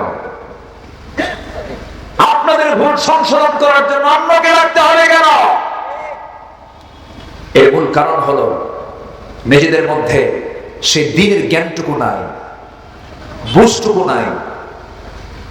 সম্মানিত ভাইয়েরা, গন্ডগোল করতে করতে এক পর্যায়ে তালাক পর্যন্ত দিয়ে দেয়। তালাক দিয়া রাগের মাথায় তালাক দিয়ে আমাদের কাছে এসে বলে, হুজুর কাম তো সারছি। কি করছো? হুজুর মালয়েশিয়া ছিলাম, মালয়েশিয়া থেকে ভিডিও করে তালাক মারছে 100টা। আছে কোথায়? মালয়েশিয়া। বউ আছে কোথায়? বাংলাদেশ। কত হাজার মাইল দূরে ভিডিও করে ফোন দিতে দিতে রাগ উঠছে। তালাক দিয়ে বলে, হুজুর কাম সারছি, হুজুর আমার মেয়ে বাচ্চা আছে, ছেলে বাচ্চা আছে, হুজুর রাগের মাথায় তালাক দিছে। হুজুর একটা ফতুয়া জিজ্ঞাসা, কি রাগের মাথায় তালাক দিলে কি তালাক হয়? দেখছেন কি ফতুয়াটা জিজ্ঞাসা করবে। আচ্ছা, কেউ কি মহব্বত করে তালাক দেয়? কেউ কি কার বউকে ডাক দিয়ে বলে, ময়না রাগ করো না, আমি না তোমার তালাক দিলাম, এরকম করে কি মহব্বত করে তালাক দেয়? তালাকের সম্পর্ক কি মহব্বতের সাথে না ঘৃণার সাথে? তালাকের সম্পর্ক মহব্বতের সাথে না রাগের সাথে? রাগের সাথে। অসংখ্য পরিবার আছে তালাক দিয়া আবার সেই বউ কিনে সংসার করে, মানে জেনার সংসার বানায় ফেলেছে তারা। ঠিক কিনা? ভুল বলছি আমি ভুল বলছি? এই রাগারাগি আল্লাহ পছন্দ করেন না। কিছু খুনসুটি হয়, কিছু অভিমান হয়, কিছু রাগ হয়, কিন্তু বউকে পিটানো তো সুন্নতে মুআক্কাদা। সবাই মুসকে মুসকে আসে। এখানে বউ পেটার স্বামী নাই তো নাকি? এত আছে। হ্যাঁ, এখানে বউ পেটার স্বামী আছে নাকি? নাই। মান সম্মান আছে না? মনে করবো নাই।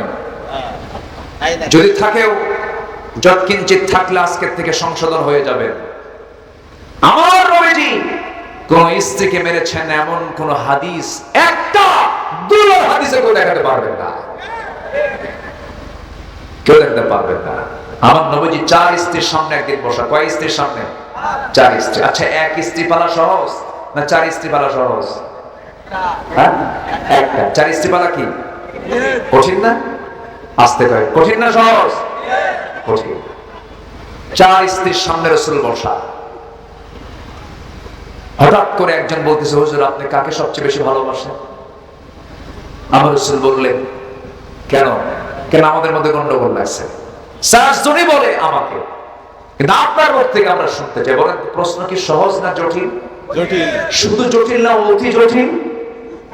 অতি জটিল। আমার রাসূল বললেন, শোনো, তোমরা আমাকে যে প্রশ্ন করছো এটার জবাব আমি আগামীকালকে সকালবেলা দিয়ে দেবো। যাও 4 জনকে ঘরে পাঠায় দেবে। আমার নবীজি করলেন কি, সন্ধ্যা হয়ে গেল, হাতের মধ্যে 8টা খেজুর নিলেন, 2টা করে প্যাকেট করলেন, 2টা করে খেজুর বরাদ্দ করলেন। প্রথমে আম্মা জান আয়েশা ঘরে ঢুকে বললেন, আয়েশা আমি তোমাকে দারুণ ভালোবাসি, আমি তোমাকে মহব্বত করি, আমি তোমাকে 2টা খেজুর মহব্বত করে দিয়ে গেলাম, কিন্তু তোমাকে 2টা খেজুর যে দিয়ে গেলাম এই কথা যেন অন্য কোনো স্ত্রীর কানে না যায়, সাবধান। দ্বিতীয় স্ত্রী ঘরে গিয়ে এরকম কথাই বললেন, 2টা করে খেজুর দিলেন। 4 স্ত্রী ঘরে গেলেন, সমান করে হক আদায় করলেন, সুন্দর করে মিষ্টি কথা বললেন। এরপরে তিনি চলে আসলেন। পরের দিন সকালবেলা বুক ভরা আশা নিয়ে 4 জনই নবীর সামনে গিয়ে দাঁড়াইছে। এবার প্রশ্ন করছে, হুজুর আপনি আজকে জানাতে চেয়েছেন আপনি কাকে সবচেয়ে বেশি ভালোবাসেন?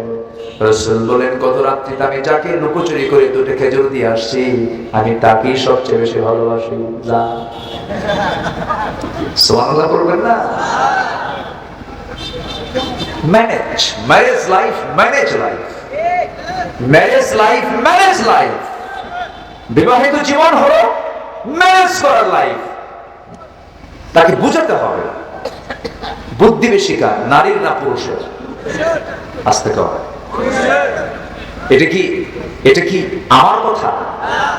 কার কথা? আসলে কার কথা? সাক্ষী যদি নিযুক্ত করা হয়, ইসলাম বলে পুরুষ যদি হয় 1 জন, নারী হবে কয়জন? কেন? আল্লাহ তো 2 জন নাও বলতে পারতেন, 1 জনও বলতে পারতেন। আল্লাহ জানেন যে সাক্ষী মেয়েদের কয়জন লাগবে, আল্লাহ ভালো করে জানেন। স্বামী, ভাই, বাবা, চাচা, মামা, ছেলে, ভাতিজা, ভাগিনা, যেগুলো পুরুষকে তার মহরম একজন পুরুষকে সাথে নিতে হবে, নচেত তারা হজের মতো ফরজ ইবাদত কবুল হবে না, হবে না, হবে না। ঠিক কি না? তাহলে পরিচালনার দায়িত্ব আল্লাহ তাআলা দিয়েছেন নারীকে না পুরুষকে? জোরে কোন, নারীকে না পুরুষকে? এখন চালায় কারা? আলহামদুলিল্লাহ। নাকি রাগ করতেছেন নাকি? আচ্ছা, নামাজে দাঁড়াবেন আপনি, ইমাম হবে কে? আজ থেকে স্বামী হবে না স্ত্রী হবে? স্বামী হবে। আমার বন্ধুগণ, কথার তো কোনো ঠাঁই নাই, বহুদিকে কথা চলে যায়। সাইয়েদনা ওমর ফারুকের মতো মানুষ মনে আছে তাদের? ওমর ফারুকের মতো মানুষ বউয়ের সামনে থেকে যখন মধুর বোতলটা টান দিয়েছেন, বউটার মন খারাপ। স্বামী আমাকে মাইন্ড করলো, স্বামী আমাকে সন্দেহ করলো, আমি ওজনে কম দেব মনে হয়, মনক্ষুণ্ণতারই কথা বলা বন্ধ করে দিয়েছেন। ওমর ফারুক রাদিয়াল্লাহু তাআলা আনহু মধুর বোতলটা নিয়ে প্রতিবেশীর ঘরের মধ্যে ঢুকলেন।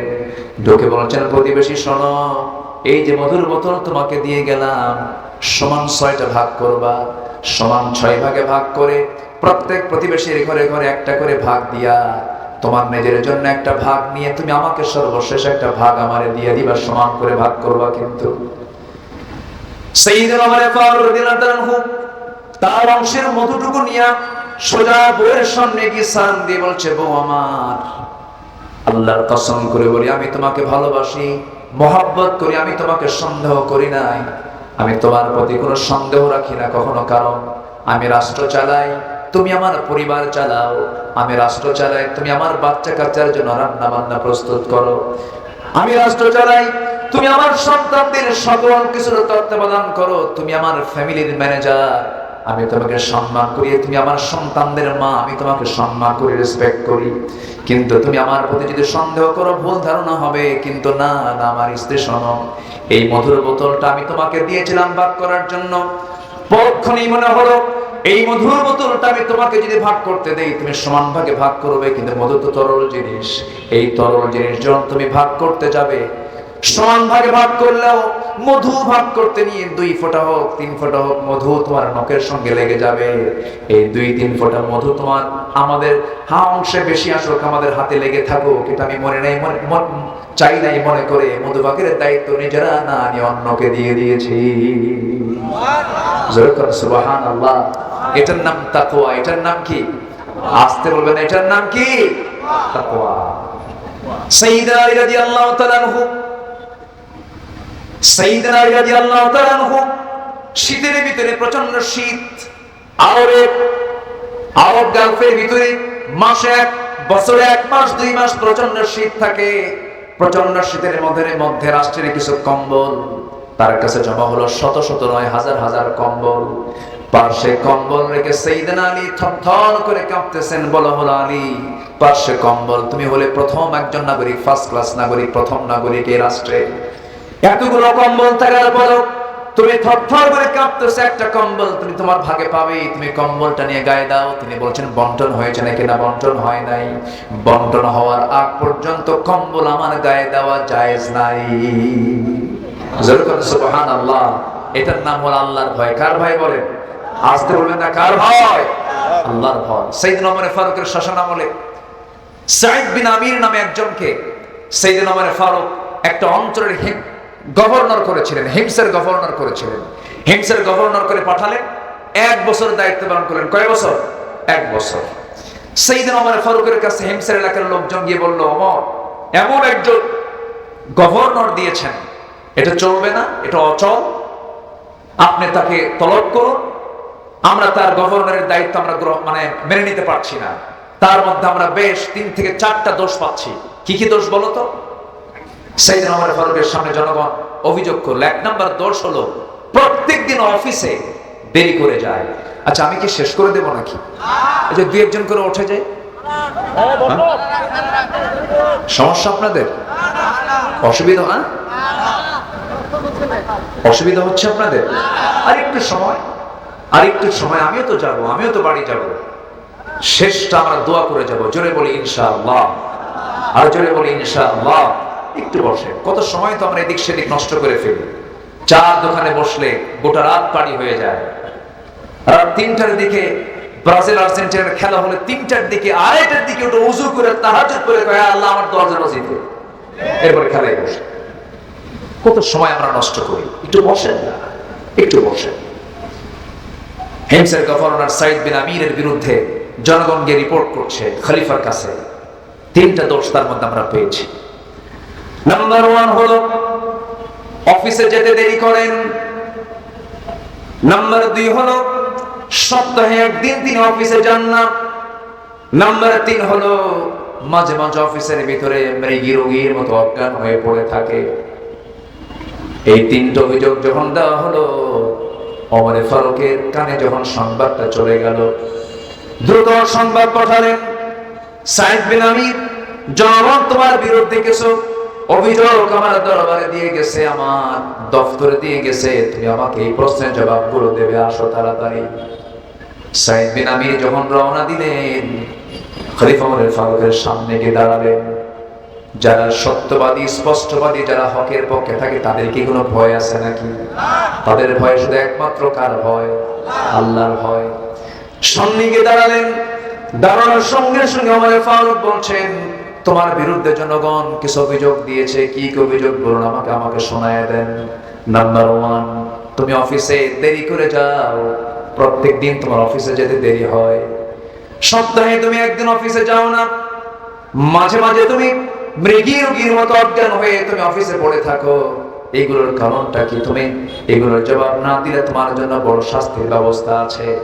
সাইদ বিন আমির বলছেন, খলিফাতুল মুসলিমিন, আল্লাহর কসম করে বলি, যে অভিযোগগুলো আমাকে দেওয়া হয়েছে, 3টা অভিযোগের জবাব আমি একটা একটা করে আমি আপনাকে দিতে পারবো। কি অভিযোগের জবাব তুমি বলো? নাম্বার 1, প্রত্যেক দিন আমি অফিসে যেতে দেরি করি। এবার তিনি জবাব দিচ্ছেন, আমিরুল মুমিনিন, আল্লাহর কসম করে বলি, আমি প্রত্যেকদিন অফিসে ঠিক সময়ে যেতে চাই কিন্তু যেতে পারেন। এর কারণ হলো আমি হিমস নামক প্রদেশের পর একজন গভর্নর হতে পারি, কিন্তু আমার বাড়িতে একটা চাকর পর্যন্ত নাই, একজন কাজের মানুষ পর্যন্ত নাই। আল্লাহ আমাকে অনেক সন্তান দান করেছেন, ছোট ছোট বাচ্চাগুলো আছে। আমার বউ সমস্ত কাজগুলো সারতে গিয়ে হিমশিম খান, তিনি একা সারতে পারেন না। এই জন্য আমার স্ত্রীকে পাশাপাশি সহযোগিতা করতে গিয়ে, রান্না বান্না, কাপড় চোপড় ধুইতে গিয়ে, পারিবারিক কাজ করতে গিয়ে আমার এটা দেরি হয়ে যায়। এই জন্য আমার অফিস আসতে দেরি হয়ে যায়। ওমর ফারুকের চোখের কোনায় পানি জমে গেছে, কাঁপছে। নাম্বার 2 হলো, আমার বিরুদ্ধে অভিযোগ দেওয়া হয়েছে আমি নাকি সপ্তাহে অফিসে একদিন যাই না। আমিরুল মুমিনিন, আল্লাহর কসম করে বলি, প্রত্যেক দিন অফিসে যেতাম কিন্তু একটা দিন যেতে পারি না। আমার গায়ে যে কাপড়টা দেখতে পাচ্ছেন, এই একটা কাপড় ছাড়া বিকল্প কোনো কাপড় আমার বাড়িতে আর দ্বিতীয়টা নাই। এই কাপড়টা 6 দিন পরি। 6 দিন পরার পর শুক্রবারে রাসূল বলেছেন, পরিষ্কার পরিচ্ছন্ন নতুন পোশাক পরে তোমরা মসজিদে আসবে। সেই দিন গোসলটা করো সুন্নাত, আমি গোসলটা উত্তম রূপে করি। কাপড় আমার একটা মাত্র কাপড় ধুইতে দিলে আমি অন্য কোনো কাপড় পরতে পারি না, কাপড়ই তো আমার নাই। সেই শুকায় জুপুরে রাত দিয়া জুমার নামাজ পড়তে যাই। এই জন্য সপ্তাহে একটা দিন আমি জুমার দিন আমি অফিস করতে পারি না। নাম্বার 3 প্রশ্ন হলো, মাঝে মাঝে তুমি অফিসে গিয়ে মৃগী রোগীর মতো অজ্ঞান হয়ে পড়ে থাকো, এর কারণটা কি? সাইয়েদনা ওমর ফারুকের সামনে যখন এমন প্রশ্ন যখন করা হলো, সঙ্গে সঙ্গে সাইদ বিন আমির বলছেন, সাইয়েদনা ওমর ফারুক রাদিয়াল্লাহু তাআলা আনহু, আল্লাহর কসম করে বলে আমি অসুস্থ নই, কিন্তু একটা কথা মনে হলে পরে আমি অজ্ঞান হয়ে পড়ে যাই। কি সেটা? হুজুর, আপনার প্রিয় সাহাবী, আমার প্রিয় ভাই, সেই সাহাবীর নাম হলো খুবাইব ইবনে আদি রাদিয়াল্লাহু তাআলা আনহু। সেই খুবাইব কি আপনার প্রিয় সাহাবীকে মক্কার কুরাইশরা যখন মক্কা থেকে ধরে এনে, মদিনা থেকে ধরে এনে মক্কার জেলখানায় যখন রাখা হলো, জেলখানায় রাখার পর সেই জেলখানায় থাকা অবস্থায় খাওয়া দাওয়া বন্ধ করে দেওয়া হলো। খাওয়া দাওয়া বন্ধ করলে হবে কি? তারা খাওয়া দাওয়া বন্ধ করেছে কুরাইশরা, তারা খাওয়ার বন্দোবস্ত করেছেন আমার আল্লাহ তাআলা নিজে।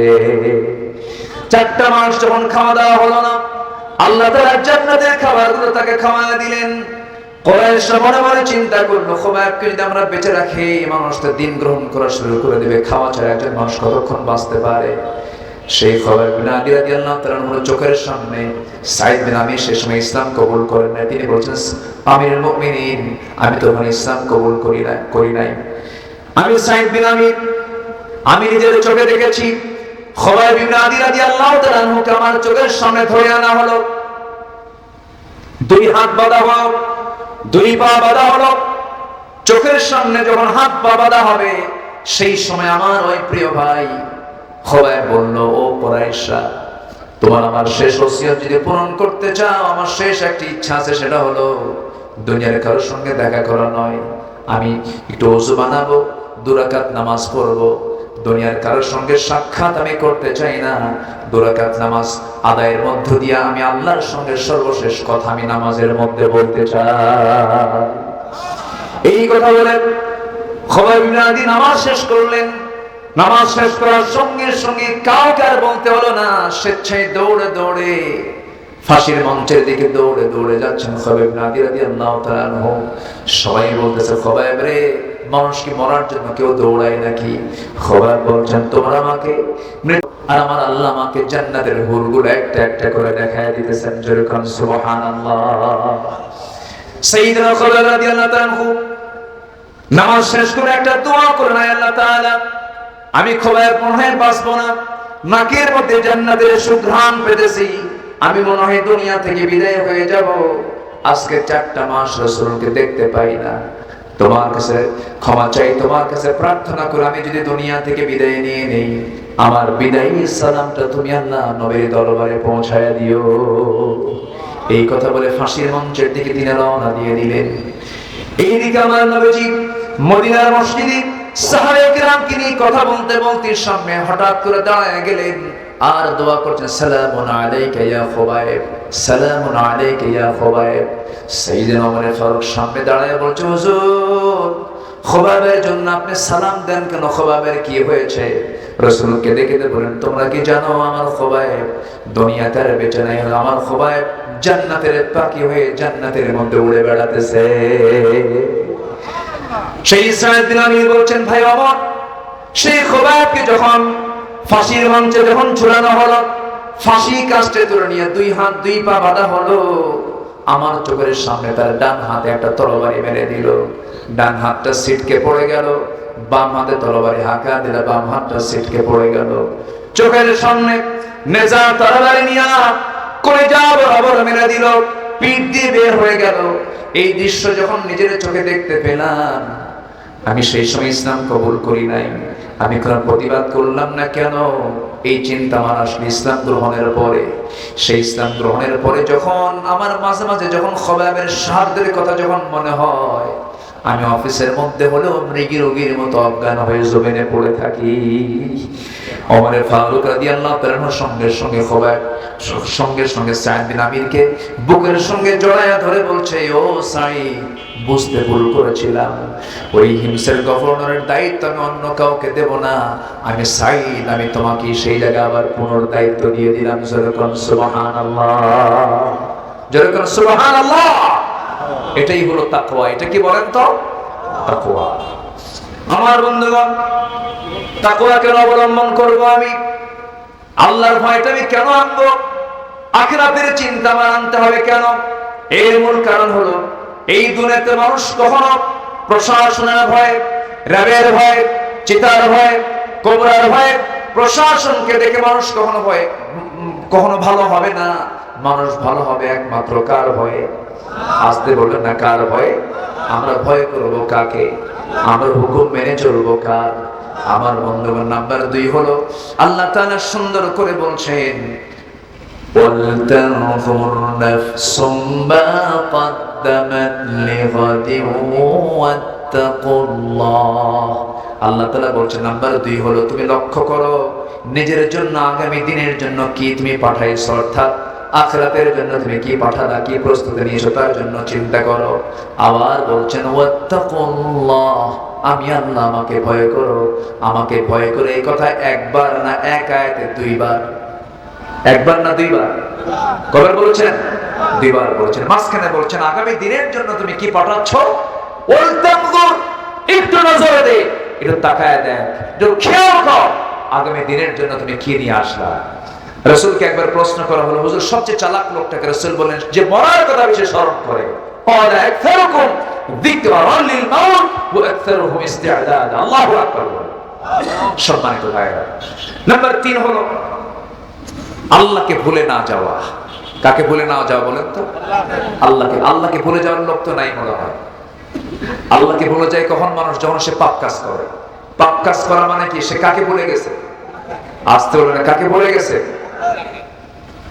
আল্লাহ তাআলা আবার, আচ্ছা দেখা যাক ইনশাআল্লাহ।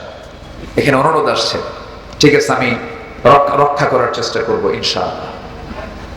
সম্মানিত ভাই, আল্লাহ বলছেন তুমি আমাকে ভুলে যেও না। ওয়ালা তাকুনু কাল্লাযীনা নাসুল্লাহ ফাআনসাহুম আনফুসাহুম। আল্লাহকে ভুলে না যাওয়া।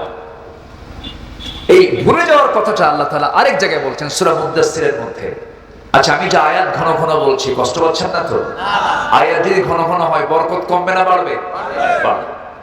আল্লাহ রাব্বুল আলামিন আরেক জায়গায় এই ভুলে যাওয়ার প্রসঙ্গ নিয়ে বলছেন, وَمَنْ أَعْرَضَ عَنْ ذِكْرِي فَإِنَّ لَهُ مَعِيشَةً ضَنكًا ونحشره يوم القيامة أعمى قال رب لم حشرتني أعمى وقد كنت بصيرا আল্লাহ রাব্বুল আলামিন বলছেন এই দুনিয়ার জিন্দেগিতে আমার জিকির থেকে যারা নিজেকে গুটিয়ে রাখবে, আমার স্মরণ থেকে, আমার কিতাব থেকে, আমার কোরআন থেকে, আমি আল্লাহ আমার স্মরণ থেকে যারা নিজেকে দূরে রাখবে, আল্লাহ বলছেন আমি তার জন্য কয়েকটা জিনিস আমি তার জীবন থেকে মাইনাস করব। নাম্বার 1 হলো ফাইন্না লাহু মাঈশাতান দানকা, এই দুনিয়ার জীবনটা আমি তার জন্য সংকীর্ণ করে দেব। এই দুনিয়ার জীবনে সে শান্তি পাবে না, আরাম পাবে না, হাজার হাজার কোটি টাকার মালিক কিন্তু প্রশান্তির কোন গন্ধ তার মধ্যে থাকবে না। এমন কোটি টাকার মালিক শান্তি নাই এমন লোক আমার দেশে আছে না নাই? আসতে বলবেন না, আছে না নাই? সপ্তাহে 3-4 বার ডায়ালিসিস করা লাগে, নাম বলবো না আমি। হাজার হাজার কোটি টাকার মালিক ডায়ালিসিস ছাড়া চলে না। হাজার হাজার কোটি টাকার মালিক, সন্তানগুলো বিভ্রান্ত, সন্তানগুলো মানুষ হয় নাই, সন্তানদের সন্ত্রাসীর শিকার হয় বাপ, খোদ নিজেই বাপ নিজ পর্যন্ত এটার শিকার হয়ে যায়। বাড়ির মধ্যে ঢুকলে শান্তি নাই, বাইরে ঢুকলে শান্তি নাই। হাজার হাজার কোটি টাকার মালিক কিন্তু শান্তি না। আল্লাহ বলছেন যারা আমার জিকির থেকে নিজেকে গুটিয়ে রাখবে, দুনিয়ার জীবন আমি তার জন্য সংকীর্ণ করে দেব, কোথাও শেষে শান্তি পাবে না। কি কথা কি বোঝা যায়? দেখবেন অনেক গরিবের ঘরে শান্তি আছে, আছে না? আসতে বলে শান্তি আছে না নাই বলেন তো? আছে। গ্রামের লোক বেশি খায় না শহরের লোক বেশি খায়? বলেন বলেন। গ্রামের লোক বেশি খায় না শহরের লোক বেশি খায়? কিন্তু সম্পদ বেশি কাদের? শহরের মানুষের সম্পদের পরিমাণটা বেশি। তারা কোটি কোটি টাকার মালিক কিন্তু ভাত খেতে পারে না, খাওয়ার রুচি নাই। ডাক্তার লিমিটেশন করে দিয়েছে, হ্যাঁ মাইপা খাওয়া। এই তো ফাইন একটা কথা বলেছে আল্লাহ, কয় তুই টাকা, তুই অঘাত টাকার মালিক হ, কিন্তু তোকে আমি মেপে মেপে খাওয়াবো। 1 গ্রাম, 1.5 গ্রাম, 2 গ্রাম। কথা বোঝেন না? খেতে বসে হাজার কোটি টাকার মালিক সামনে 1 কেজি আঙ্গুর নিয়ে বসে, 2 কেজি আপেল নিয়ে বসে, 1 কেজি মিষ্টির প্যাকেট নিয়ে বসে। যখন খাইতে বসে তখন পেশ সাহেব এসে বলে, স্যার আপনি তো বসছেন এতগুলো আঙ্গুর নিয়ে, আঙ্গুর খেতে পাবেন মোটে একটা। মোটে কয়টা? একটা আঙ্গুর আপনি খেতে পারবেন। একটা আঙ্গুর খায় আর এতিমের মতো আঙ্গুরগুলোর দিকে ছায়া থাকে। আরে কপাল রে, খেতে পারলাম না। কি কথা কি বুঝতেছেন আপনি? কিন্তু শহরের মানুষ যখন এরকম করে খায়, গ্রামের মানুষ কি এরকম করে খায়? গ্রামের মানুষ খায় হিসাব কইয়া না লুঙ্গির গিটটা খুইয়া? লুঙ্গির গিটটা খুলে খায়। সারাঙ্গুলো কপাল বাদে সব পেট। ফজর নামাজ পড়ে বের হইছে আঙ্গুর নিয়া, 9টা পর্যন্ত কাজ করে বাড়িতে এসে বউকে বলে, গিন্নি তাড়াতাড়ি গামলা নিয়ে আয়, ডিশ নিয়ে আয়। ঠিক আছে না? এলাকে কি কয়? গামলা নিয়ে আয়, গামলা নিয়ে আয়। সামনে 1 ডিশ, 1 গামলা। পান্তা নিয়ে বসলো, 2-3টা পেঁয়াজ নিল আর শুকনা মরিচ নিল। শুকনা মরিচ আর কাঁচা মরিচ 1টা কামড়, আর কাঁচা পেঁয়াজে 1 কামড়। এতগুলো 1 পোয়া খারেক মুখের মধ্যে দিল ভাত তুলে। 4 মিনিটে গোগ্রাসে গাবলা শেষ। যখন বলা হয় আর কি লাগবে, আরেক গাবলা বলে ভালো হয়। আলহামদুলিল্লাহ বলবেন না? যেরকম আলহামদুলিল্লাহ। শান্তি দেওয়ার মালিককে, রিজিক দেওয়ার মালিককে। টাকা থাকলেই কি শান্তি আসে? পয়সা থাকলেই শান্তি আসে? আল্লাহ বলছেন তুই আমার জিকির করবি, দুনিয়ার জীবন আমি তোকে প্রশান্তি দেব। তুই আমার জিকির করবি না, আমার কোরআন থেকে তুই দূরে থাকবি, আমার আইন কানুন থেকে দূরে থাকবি, ফাইন্না লাহু মাঈশাতান দানকা, তোর সন্তান তোরে থাপড়াবে। ঠিক কি না? তোর সন্তান ইয়াবা খাবে, তোমার মেয়ে চরিত্রহীন হবে, তোমার বউ তোমার অশান্তির কারণ হয়ে দাঁড়াবে। তোমার বউকে পর্দার মধ্যে রাখো, তোমার সন্তানকে দিন শিখাও, তোমার মেয়েকে পর্দা শিখাও, তোমার ছোট্ট পরিবারটা হয়ে যাবে জান্নাতের টুকরা। জিকির মানে হলো কার হুকুম মেনে নেওয়া? আসতে বলবেন না, কার হুকুম মেনে নেওয়া? আল্লাহর হুকুম মেনে নাও। আল্লাহ কবুল করুন, জোরে বলি আমিন। আরো জোরে আল্লাহুম্মা আমিন। কষ্ট দিচ্ছে আপনাদেরকে? কষ্ট পাচ্ছেন না তো? ফ্যানটা একটু ঘুরে দেন, আমি ঘেমে যাচ্ছি, সমস্যা নেই, ফ্যানটা একটু ঘুরে দেন। ফ্যানের বাতাসে মুখে বাতাস ঢুকে গলাটা ভেঙে যায়, কষ্ট হয়। হ্যাঁ, মানে আমার মহব্বতে ফ্যানটা ঘুরাই দিছে, কিন্তু আমার তো মহব্বত হবে না, আমার বিপদ হবে। একটু ঘুরাই দিলাম। বেশ, আপনার কষ্ট হচ্ছে না তবে? জি আলহামদুলিল্লাহ। সম্মানিত ভাইয়েরা, তাহলে এক নাম্বার হলো আমরা ভয় করব কাকে? আর চিন্তা হবে দুনিয়ার না আখিরাতের। আচ্ছা, চিন্তা করবো আমরা স্থায়ী চিন্তা না অস্থায়ী চিন্তা? দুনিয়াটা অস্থায়ী না স্থায়ী? তাহলে আমাদের চিন্তা করা দরকার স্থায়ী জীবনের না অস্থায়ী জীবনের। প্যাসেঞ্জার জীবনের কোনো টেনশন, আমাদের টেনশন করতে হবে পার্মানেন্ট লাইফ, জান্নাত নিয়ে আমাকে ভাবতে হবে। আল্লাহ কবুল করুন, জোরে বলি আমিন। এই পরামর্শ কে দিচ্ছেন? আল্লাহ দিচ্ছেন। আমার বন্ধুগণ, আল্লাহ রাব্বুল আলামিন বলেন, যারা আমাকে ভুলে যাবে আমি তাদেরকে ভুলে যাব, এবং আখিরাতের জিন্দেগি তারা ক্ষতিগ্রস্ত হয়ে যাবে, এবং তাদেরকে আমি আখিরাতে হাসরের ময়দানে আমি তাদেরকে, আজকে যে সূরা থেকে কথা বলছে সেই সূরার নামটাও সূরাতুল হাসর। আল্লাহ তাআলা বলছেন, আমার জিকির থেকে যারা নিজেকে গুটিয়ে রাখবে আমি তাদেরকে দুনিয়ার জীবনকে সংকীর্ণ করে দেব। নাম্বার 2 হলো ওয়া নাহশুরুহু ইয়াওমাল কিয়ামাতি আ'মা, আমি তাদেরকে কিয়ামতের দিন তাকে আমি অন্ধ করে তুলবো। কি করে তুলবো? অন্ধ করে তুলবো, কানা হয়ে উঠবে সে। সেদিন আল্লাহকে প্রশ্ন করবে, ক্বালা রাব্বি লিমা হাশারতানি আ'মা ওয়া ক্বাদ কুনতু বাসীরা, ও আল্লাহ তুমি আজকে আমাকে অন্ধ করে কেন তুলেছ? আমি তো চক্ষুওয়ালা ছিলাম।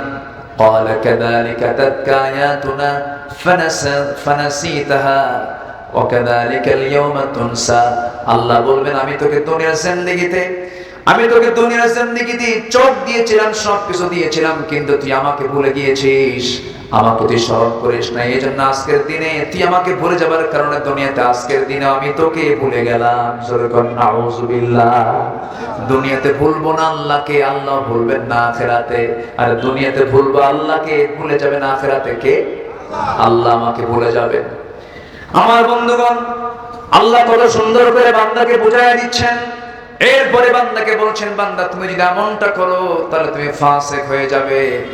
আল্লাহ তাআলা ফাসিকের খেতাব দিয়ে বলছেন, আল্লাহ রাব্বুল আলামিন তার পরবর্তী আয়াতে সুন্দর করে বলছেন, লাইকুল ফাসিকুন বলি বলছেন, লা ইস্তাওয়ি আসহাবুন নারি ওয়া আসহাবুল জান্নাহ, আসহাবুল জান্নাতি হুমুল ফাইজুন। জান্নাতের বাসিন্দা আর জাহান্নামের বাসিন্দা কখনো সমান হতে পারে না। জান্নাতের যারা বাসিন্দা হবে তারাই হবে মহা সাফল্যবান। জোরে বলি সুবহানাল্লাহ। সর্বনিম্ন জান্নাত যে বান্দাকে দুনিয়া থেকে মারা যাওয়ার পর আল্লাহ পাক যে বান্দা সর্বনিম্ন জান্নাত বান্দাকে দিবেন, সেই জান্নাতের এরিয়াটা হবে 10টা পৃথিবীর মতো একটা জান্নাত। জোরে কোন সুবহানাল্লাহ। সেই জান্নাত কি সবাই পেতে চায়? সেই জান্নাত কি সবাই পেতে চায়? তাহলে নিজের বউকে কি বেপরদায় রাখবো? বেহায়া করে রাখবো? নিজের বউয়ের ছবি উলঙ্গ করে, বেহায়া করে, লিপস্টিক লাগায়া, অর্ধলগ্ন করে ফেসবুকে পোস্ট করা এমন স্বামী বাপ মারায় আছে না নাই? এগুলো কি জান্নাতের কাজ? আজকে নিয়ে আমি যখন আজকে রোডে আসতেছি, আমার ড্রাইভার মহাশয়, ড্রাইভার তো ড্রাইভার, আমারও ড্রাইভার মানে কি আমারও পরিচালক, বুদ্ধি ওদেরও কম না। আমারও ওয়াজ করবো একটা, বললাম তুমি এই ওয়াজটা পাইলা কো? তো বলতেছে, দেখেন হুজুর, দেখেন এই যে হোন্ডায় চড়ে পিছনে একটা মহিলাকে নিয়ে যাচ্ছে, হোন্ডার সিসি জিত হয় 150, আর এই মহিলা চড়ার জন্য গাড়ির সিসি হয়ে গেছে 250।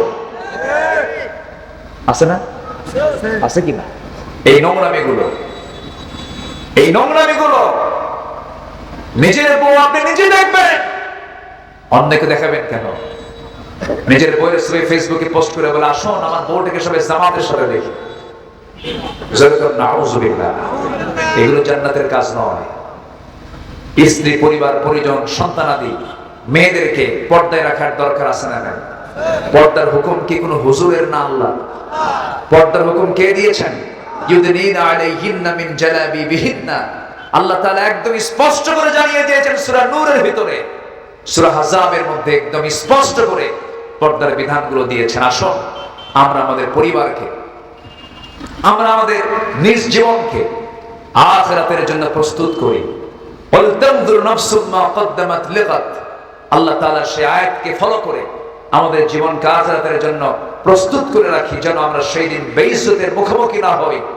আমরা যেন সেই দিন আল্লাহর সামনে বুক উঁচু করে ইমানদারের কাতারে দাঁড়াতে পারি। এই তৌফিক সবাইকে দান করুন। জোরে বলি আল্লাহুম্মা আমিন। আরো জোরে আল্লাহুম্মা আমিন।